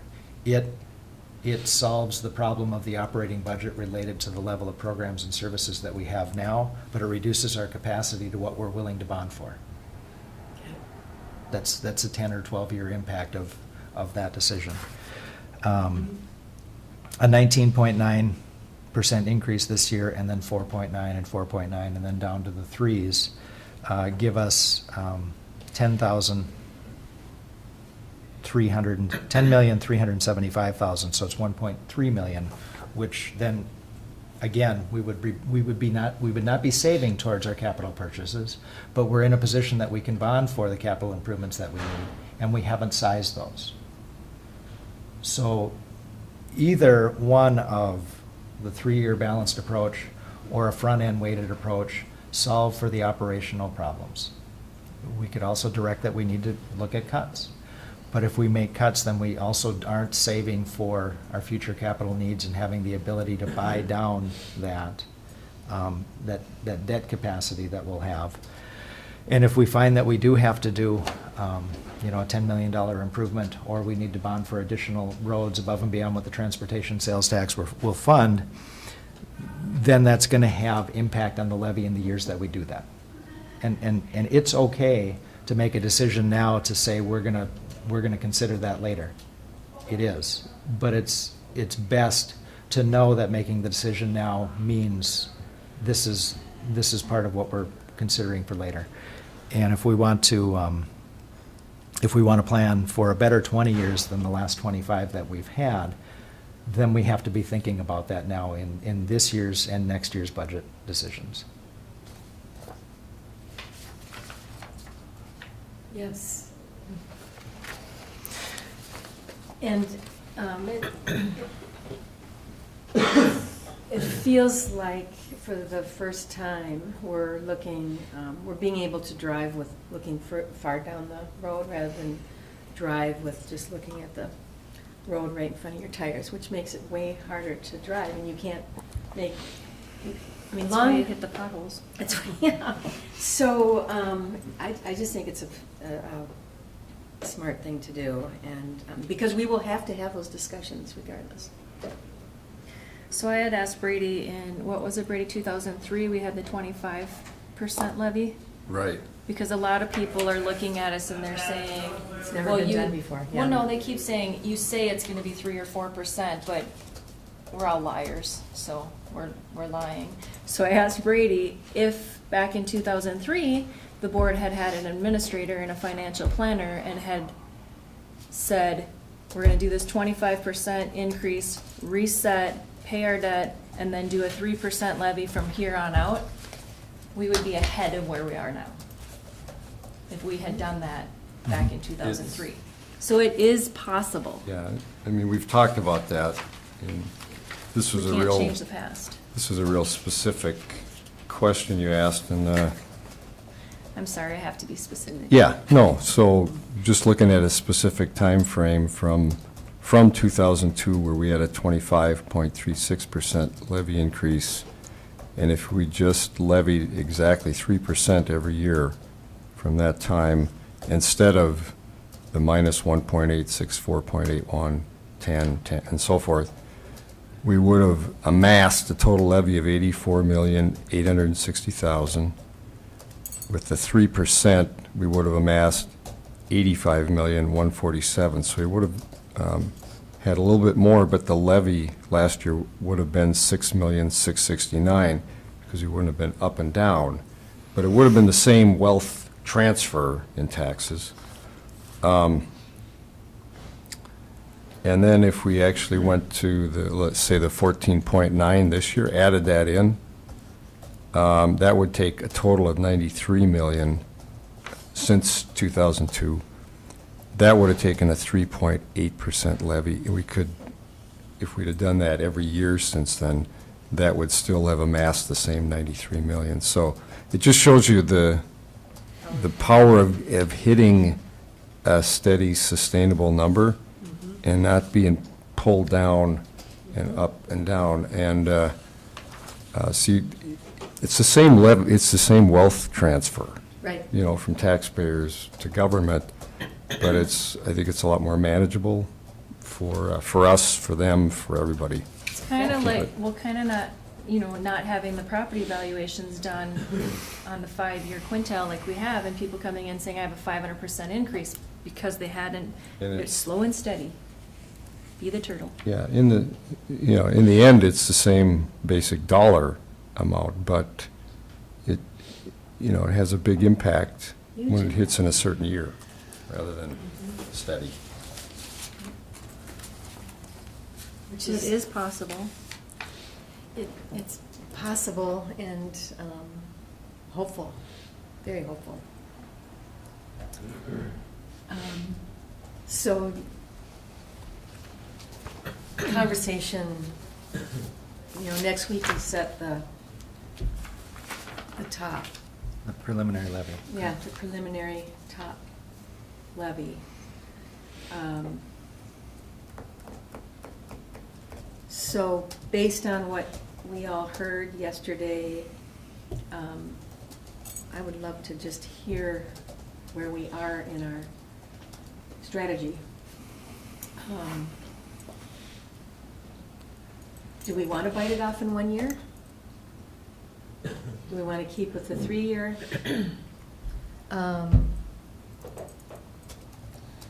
Where are we in that process? I still want a time machine to go to last year. Can't go backwards. Not productive. Yes. Madam Chair, I talked about this a little bit last night, later in the meeting.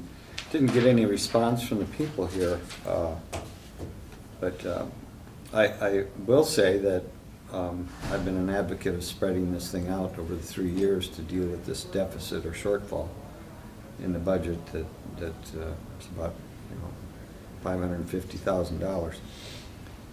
And I think there's some misunderstanding about, that whole process of why we tried to distribute it and what it means. And we did throw out some figures last night about, what that amounts for the 3-year period. So the point that I think is worth considering, and maybe the only one in my way, is that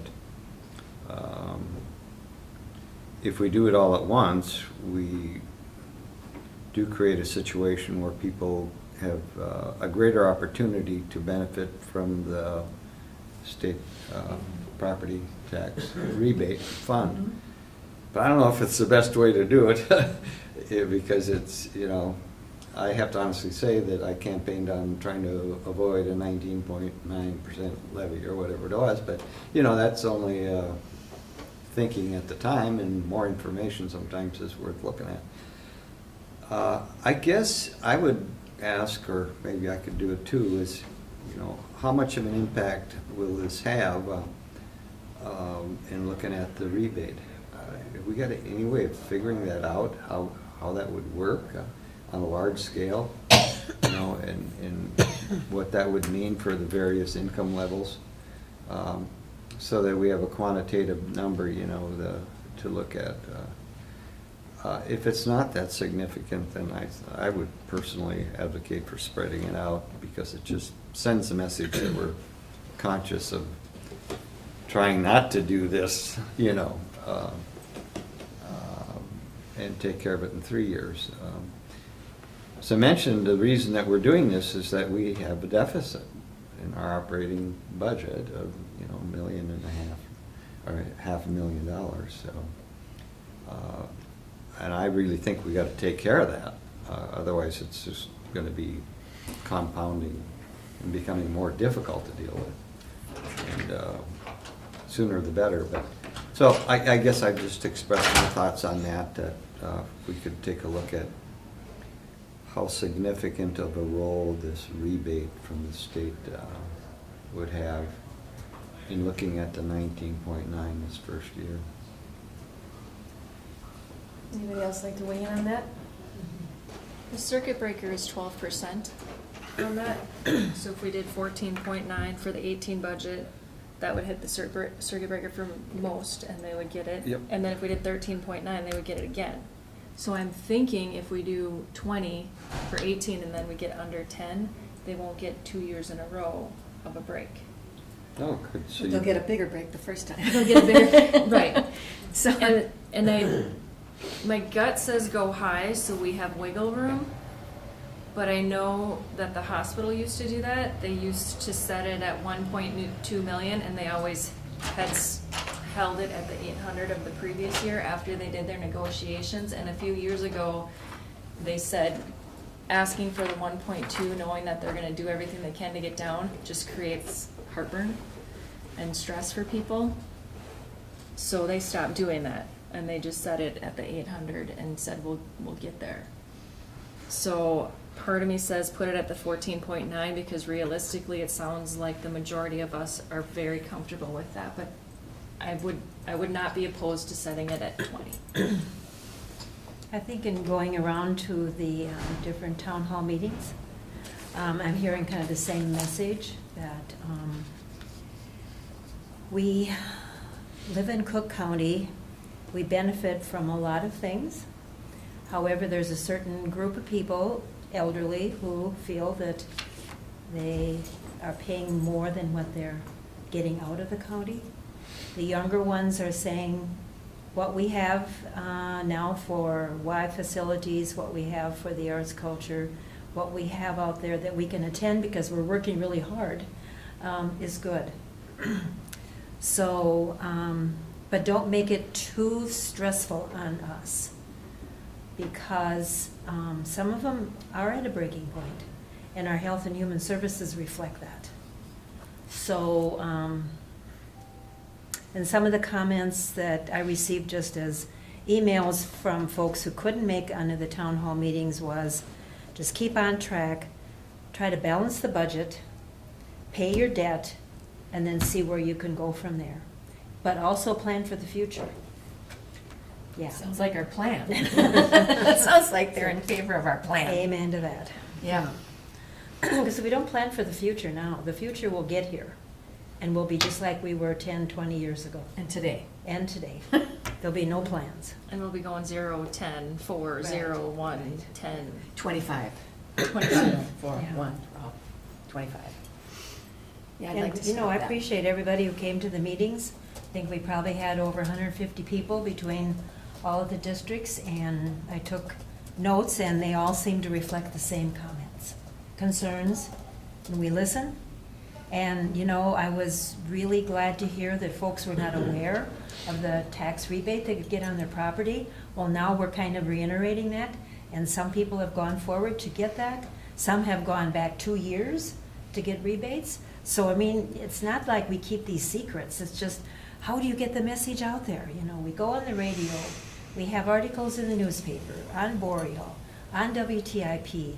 So I don't know what else we can do to say, these are the things that the county's dealing with, and this is for your benefit. No secret. I think one of the hard things I got from the meeting is at all of them, the same question comes up over and over, and the same answer comes up over and over, and they're not hearing it. And so how do we say it differently so they hear it? And I don't know how to do that. I mean, it's the same information. And that's what that's my struggle all along, is when people are angry and upset and feel like we're threatening them and trying to take things away, or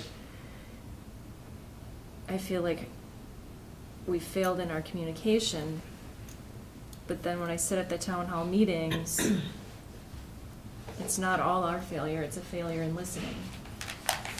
And like Myron said it, it was brought up what he said before he was elected, and you said last night, from that side is very different from this side. The information you have on that side is not the information you get on this side, and you've sat through the whole budget committee this year, and that's a rude awakening of you too. I've sat through them in the past, and it's intense, and it's a lot, and we used to spend, before we had an administrator, what do we spend, Brady?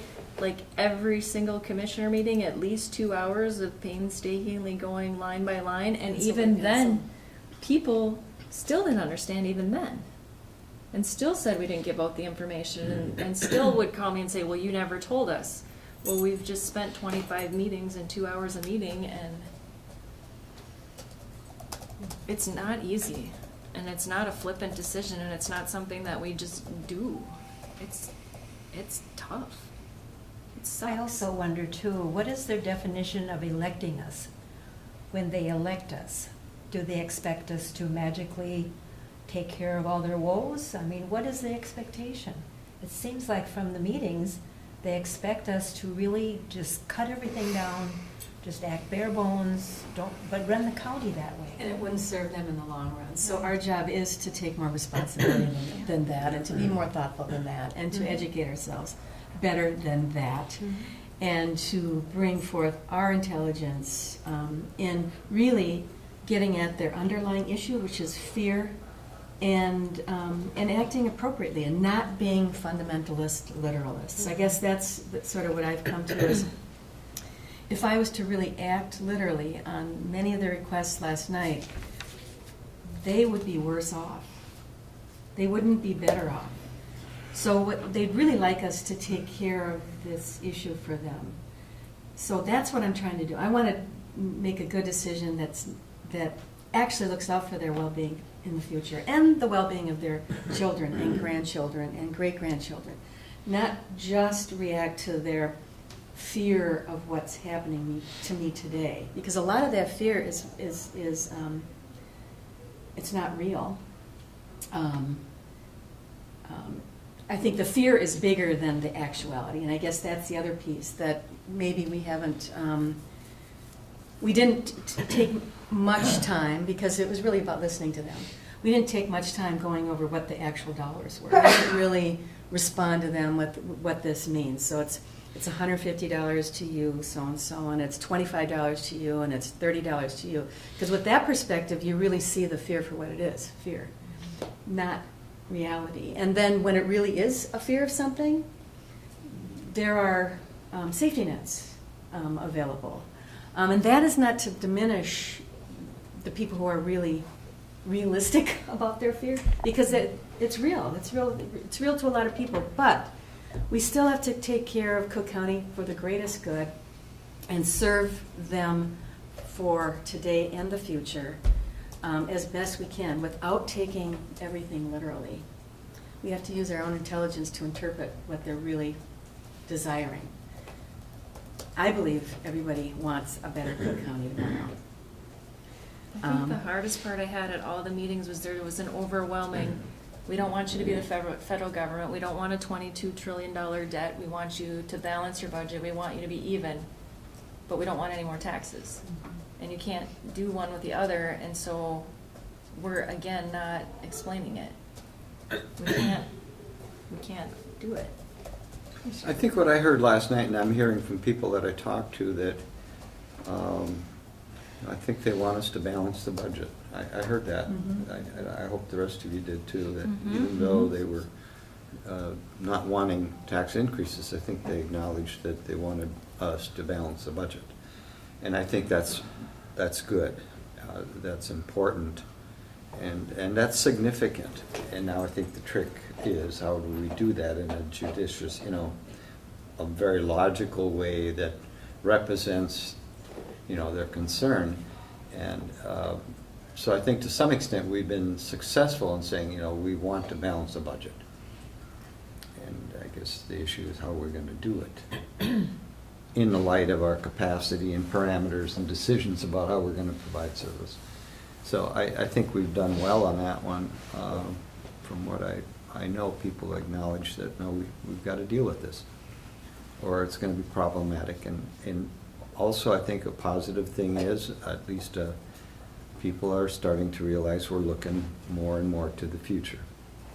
And we're starting to do some financial planning. So the decisions we make now are going to impact the future, as Mr. Cadwell said, dealing with this financial plan. So, what we do in operational expenses does affect how we can deal with some of our infrastructure needs.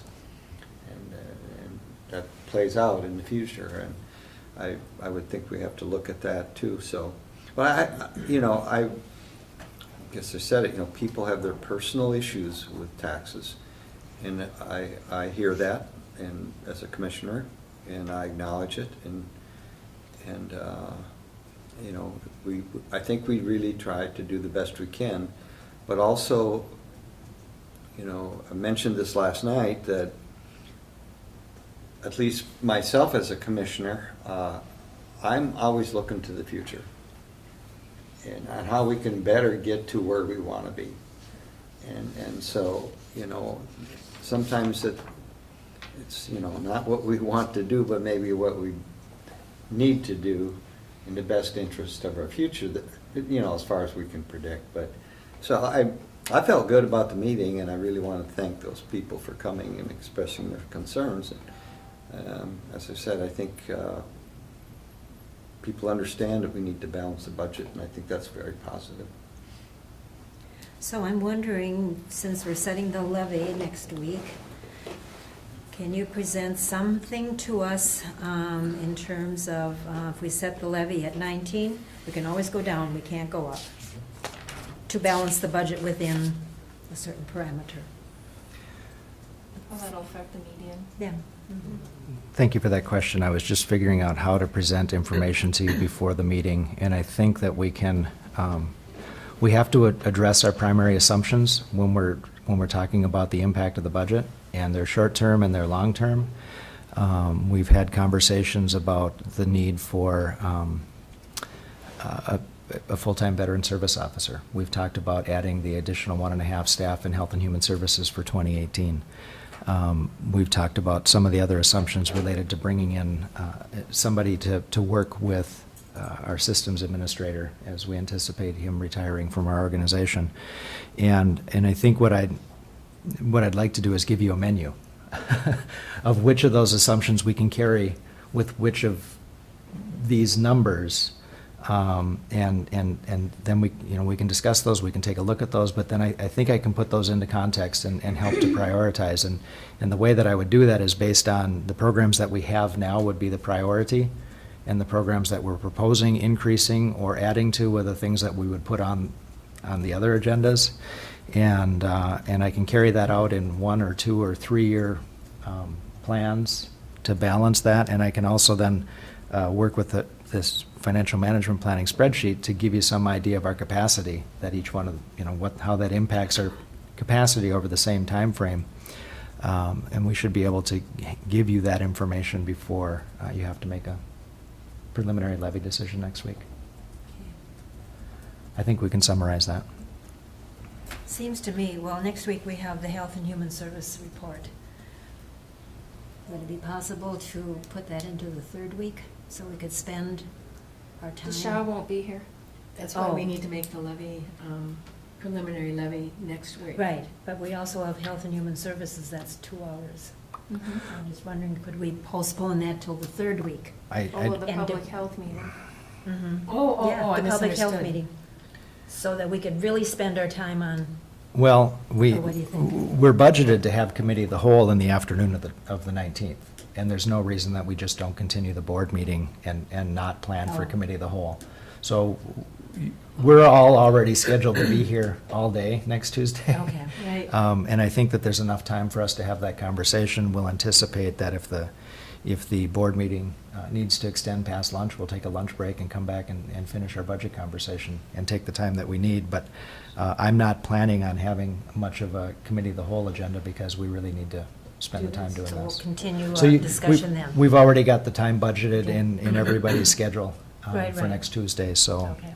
That makes a ton of sense. rather than having to get out notices related to changing the Human Services Right, Board okay. meeting and Right. That makes tons of sense. So we would just continue we have- our board meeting Mhm. into the afternoon versus, Yeah, and the members of the public health board have their own schedules. Right. They just Well, change.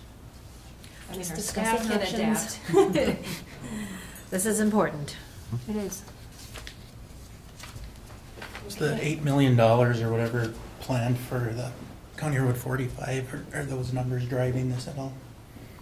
No, those numbers are not driving it. They are represented in that $11 million that we're showing for capacity and future transportation sales tax dollars. If that ends up not being an $8 million project or being different in scope somehow or another, then we would just add other things to the list that we can do with that bonding. What I will tell you about that County Road 45 design project is LHB is going to be here at some point in October to facilitate a preliminary conversation about the scope of that project.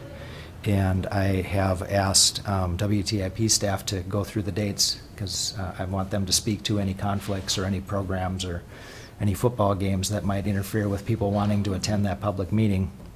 And at this point, we're not even programmed out to 30% on that project, which means this is a great time for us to have some public input about that. So I will let everybody know when that meeting is scheduled. But the answer is no. If we end up scoping that back and not spending that, that just means that we have those dollars to apply towards the next projects on the transportation sales tax list.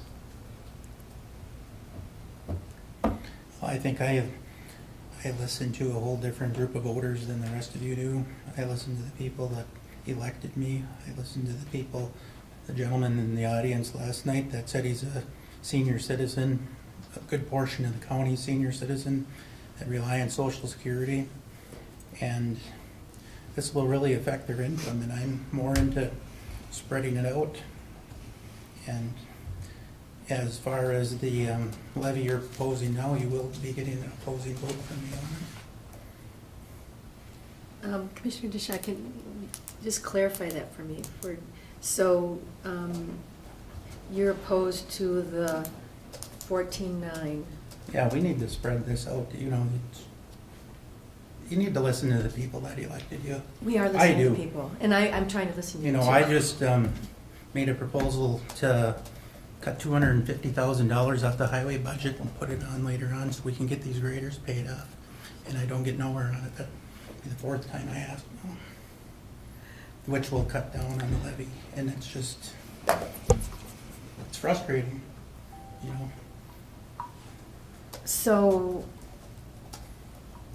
So when you say spread it out, you're saying a smaller levy now, smaller, but we're still gonna be. We're still gonna be the thing, but it's not gonna be this great big hit to people. So like 6% for the next 10 years? But honestly, That will grow. honestly, Commissioner, 6% won't do it. If we don't change our You know, program then- assumptions, then we're going to be continually rolling a 10% increase. And I don't know that that's any more fair or representative of what we've heard. Without changing our assumptions, it's not a 6% increase if we don't solve this. It's a rolling 10% increase. We can look back 3 years and see it. I think there's a lot of assumptions out there, though. You're assuming $1.3 million for these outer county shops. You're assuming $8 million for a new main facility for the highway department. There's a lot of assumptions out there. You know, I told you last week or 2 weeks ago at the meeting, I can put up a 6,000 square foot building for $268,000. You know, there's a lot, too many assumptions out there. And I respect those, and those assumptions have to be tested, and every one of them has to be confirmed before we plan for them. Those are in the placeholder spots. Those don't have anything to do with the operational assumptions and the operational deficit that we have. It does though, because you're assuming you're gonna need to be bonding for them, where you're gonna need these cash reserves for it. Well, we do assume that we're gonna have some need, but we're also assuming that we have some roads that we need to take care of, and the last 7,200 square foot building that I put up did cost $750,000. And that was a municipal maintenance shop back in the city of Monoman. Yeah, I think there are a lot of experiences that people have with buildings that don't necessarily, that aren't at the same level of a building that a government needs to do. Well, But- am I, but I'm not do gonna I work argue for a with it. different government? Yeah, I work for a no. government entity. Yeah, Do you have to go to the lowest bidder? I mean, do you have Yes, to I do do. the same things that we have to do? Yes, I do. right, and we do too. So how come the people that bid for you don't bid for us? I don't know. I'm asking you to ask that question when you talk to your bidders. Commissioner Bershine? Yeah, Commissioner DeShaw, I just want a clarification. When you say spread it out, you're thinking that you would rather see us deal with this deficit? That's my question. Over a period of 3 years rather than doing it in one? So, Yes. yeah, okay. Thank you. I just needed that clarified. So yeah, so that strategy we're unanimous about. Spreading it out. Yeah, the 3-year. But we Okay. could also, there may be a couple of us that'd be willing to do the 1 year. But that could be where we go with the highest preliminary levy, but still end up at the 3-year. But I'm not comfortable with doing that. I'm not comfortable with sending out that statement with a high number if in reality that isn't the support of this group, because that's I what we've agree. done in the past. I totally agree with you. I totally agree with you. don't want to start that again. Yeah, yeah, I think the only way we would start with the bigger number would be because this group believes in the bigger number. I don't want to send the message that is not truthful about our intentions. So we would have to have at least a majority who agreed with the high number to start. And that would be our intention at the end as well. Right. Yep. Okay. But currently, it seems like we're all okay with the 3-year, 14, 13, 12. Most, That's not all. all. Okay.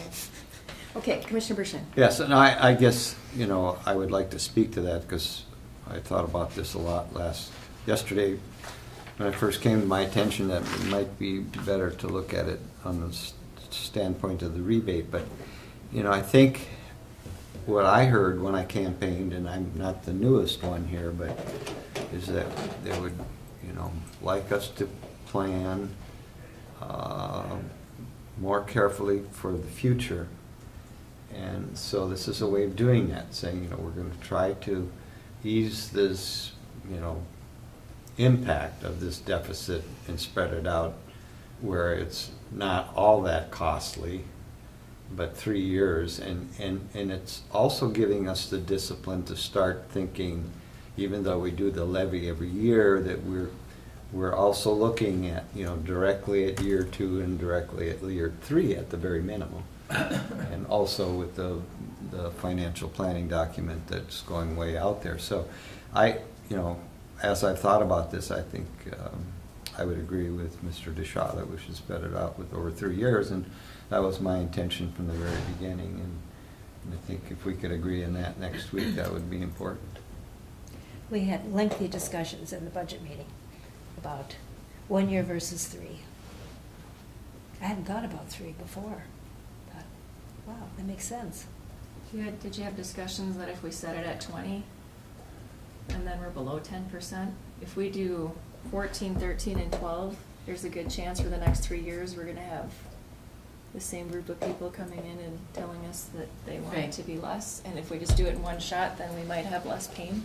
Not that I don't want to hear about it for 3 more years or that people can't tell me that it's terrible, but. Depends on whose pain it is. Yeah. Is it ours? The other consideration of that is, in all honesty, a single increase and then down to single-digit increases has a first-year higher impact on everybody, but a 2 or 3 or 5 year impact on everybody is less. That's The 3-year weighted average actually costs the taxpayers more than if we correct it and move forward. Yep.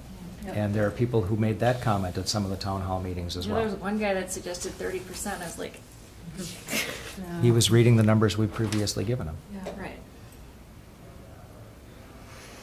So the group that we heard from last night, they're not going to be in favor of the 3-year or the 1 year. No. They're not in favor of any of it. So I don't know that we're appeasing anyone by doing it over 3 years. We're just trying to lessen the first year impact. But I'm sort of the mind that I would prefer to rip the Band-Aid off personally and deal with it in 1 year. I would prefer to pay our debt. They call it rip the Band-Aid off, but when we Yes. say that, people don't understand. Right. Some of the comments were, Yep. what do you mean by bare to the bone? What do you mean by this? What do you mean by that? Yep.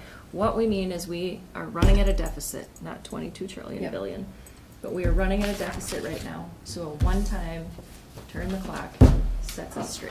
Yep. It's not I a agree with Band-Aid. what you said. It's not a Band-Aid, it's Yeah. not a scab, it's, Yeah, or maybe it becomes a scab, and I don't like picking the scabs. Stop. Yeah. No, I agree. We shouldn't speak in metaphors. no, because it makes it more confusing. Yeah, good. Okay, so that's still, I know you're still 3, and Bobby would like We to have a cut whole the week to- budget. but- We have Mull 10 around. hours of driving to think about it. Yeah, yep. So, we're not gonna, I think Solve it. this is where we are. Okay. So, employee concerns, commissioner concerns. Commissioner DeKirk. Commissioner Severson always pulls when we hire somebody, and you forgot this morning. So I just want to say that we hired a staff person that has many, many years of experience, and it's a good fit, and they've already done some of the work, and they don't want us to mention their name or call them out in public, so we're just gonna make sure that they're acknowledged and they know who they are. Great. Thank you. Alright. Thank you for doing that. Sorry, I missed that. Yes. Well, I just have I guess a concern. So we have a letter in regards to Colville Town Hall. And Bobby, that's in your district? Has anyone contacted you personally? This is the first time seeing Is it? this. Okay. First I know we I've- discussed a couple years ago, Commissioner Moe was concerned about Hovland, and we did some things there. And up until now, I had not heard that there was a concern about Colville. So where do we want to go with it? Commissioner Dukert? Based on town hall meetings, sell it. They use it. We use Scott Hall, it's on fire department property, it was donations that built it, and the fees that come in for the usage of it go to the repair and maintenance of it through nonprofit organizations. So some of the comments that we have heard is the amount of facilities we have, the amount of responsibilities we have, the things that we're taking care of, the things we're putting money into. And I know people are gonna get mad at me for saying this, sell it for $1. It needs to be repaired and fixed. If the people of the communities want to preserve this and save it, then give it to them. We don't have the budget to fix it. The other option, Madam Chair and Commissioners, is that we include it in the maintenance budget. But to this point, it has not made the list of maintenance budget because we've not fully budgeted the things we need to take care of the buildings that we work and provide services out of every day. So I've seen this list before and we've rolled it, but we've rolled all of our other concerns. If it's a priority, if we want to spend this money, we could include that in our capital improvement bond this year and identify monies to bring that up to speed. So there are options. We have not funded options to this point, and we should take this in our consideration when we're planning for all of the facilities we're responsible for. And be thoughtful about it. That sounds very good. I know, For it, saying be selling it is thoughtful. not thoughtful, but. It is thoughtful. It's part of the thought process. They're all ideas to be considered. I think it's all thoughtful. Making a decision right now would be maybe not thoughtful. Right. Yes. Okay. Commissioner Kirk. So under correspondence, we have some things that I think we should pay attention to. One of them is International Day of Peace. This comes before us each year. A lot of times Kathy comes in, so just recognition of that day. And then we have a request for a resolution. Has anyone? That's a really So good thing to normally bring it up. goes in here, and then if we as a board agree that this is something we would support, it goes on the next agenda for us to actually approve. So I didn't want it to get missed if anyone wants to move it forward. I would like to move it forward. Move it forward. So put it on September 19th. September 19th, Mhm. yep.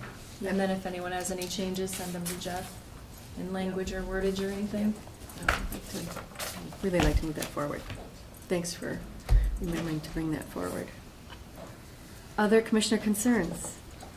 I'd like to bring this up again. I'd like to maybe have Brian go out and look at it. Building needs. I think that'd be appropriate to review that list with Brian. Yes. Yep. Mhm. Great. Then we would have an accurate number to put in our planning. Right. Another thoughtful thing to do. Thank you. Yeah, I would like to support that too. I think we, Mhm.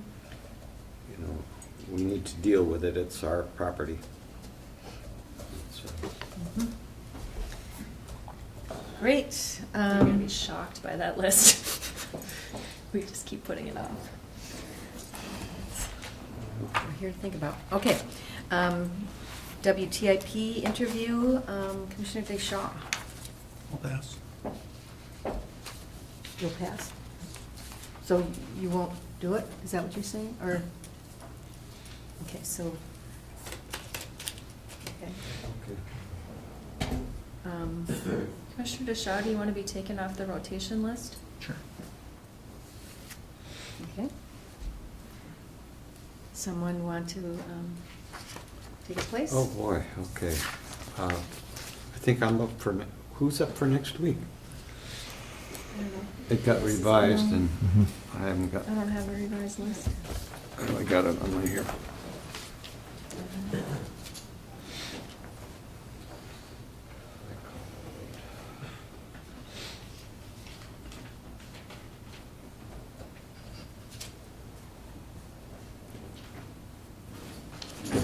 I can run down and ask Julie, but.